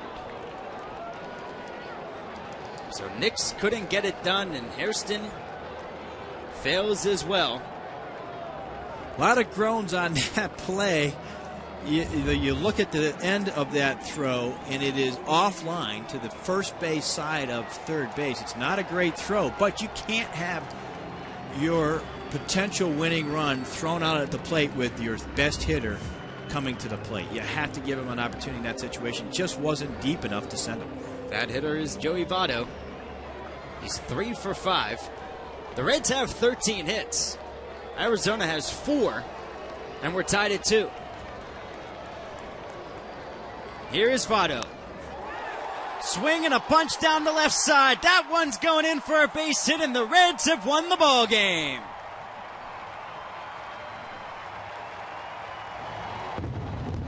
Joey Votto, a walk-off RBI single with 2 outs and the bases loaded in the 10th. Just gets under the glove of Ojeda over at short, and the Reds are over 500 as they beat the Diamondbacks by a score of 3-2. First pitch swinging here. Nice job going the other way on the first.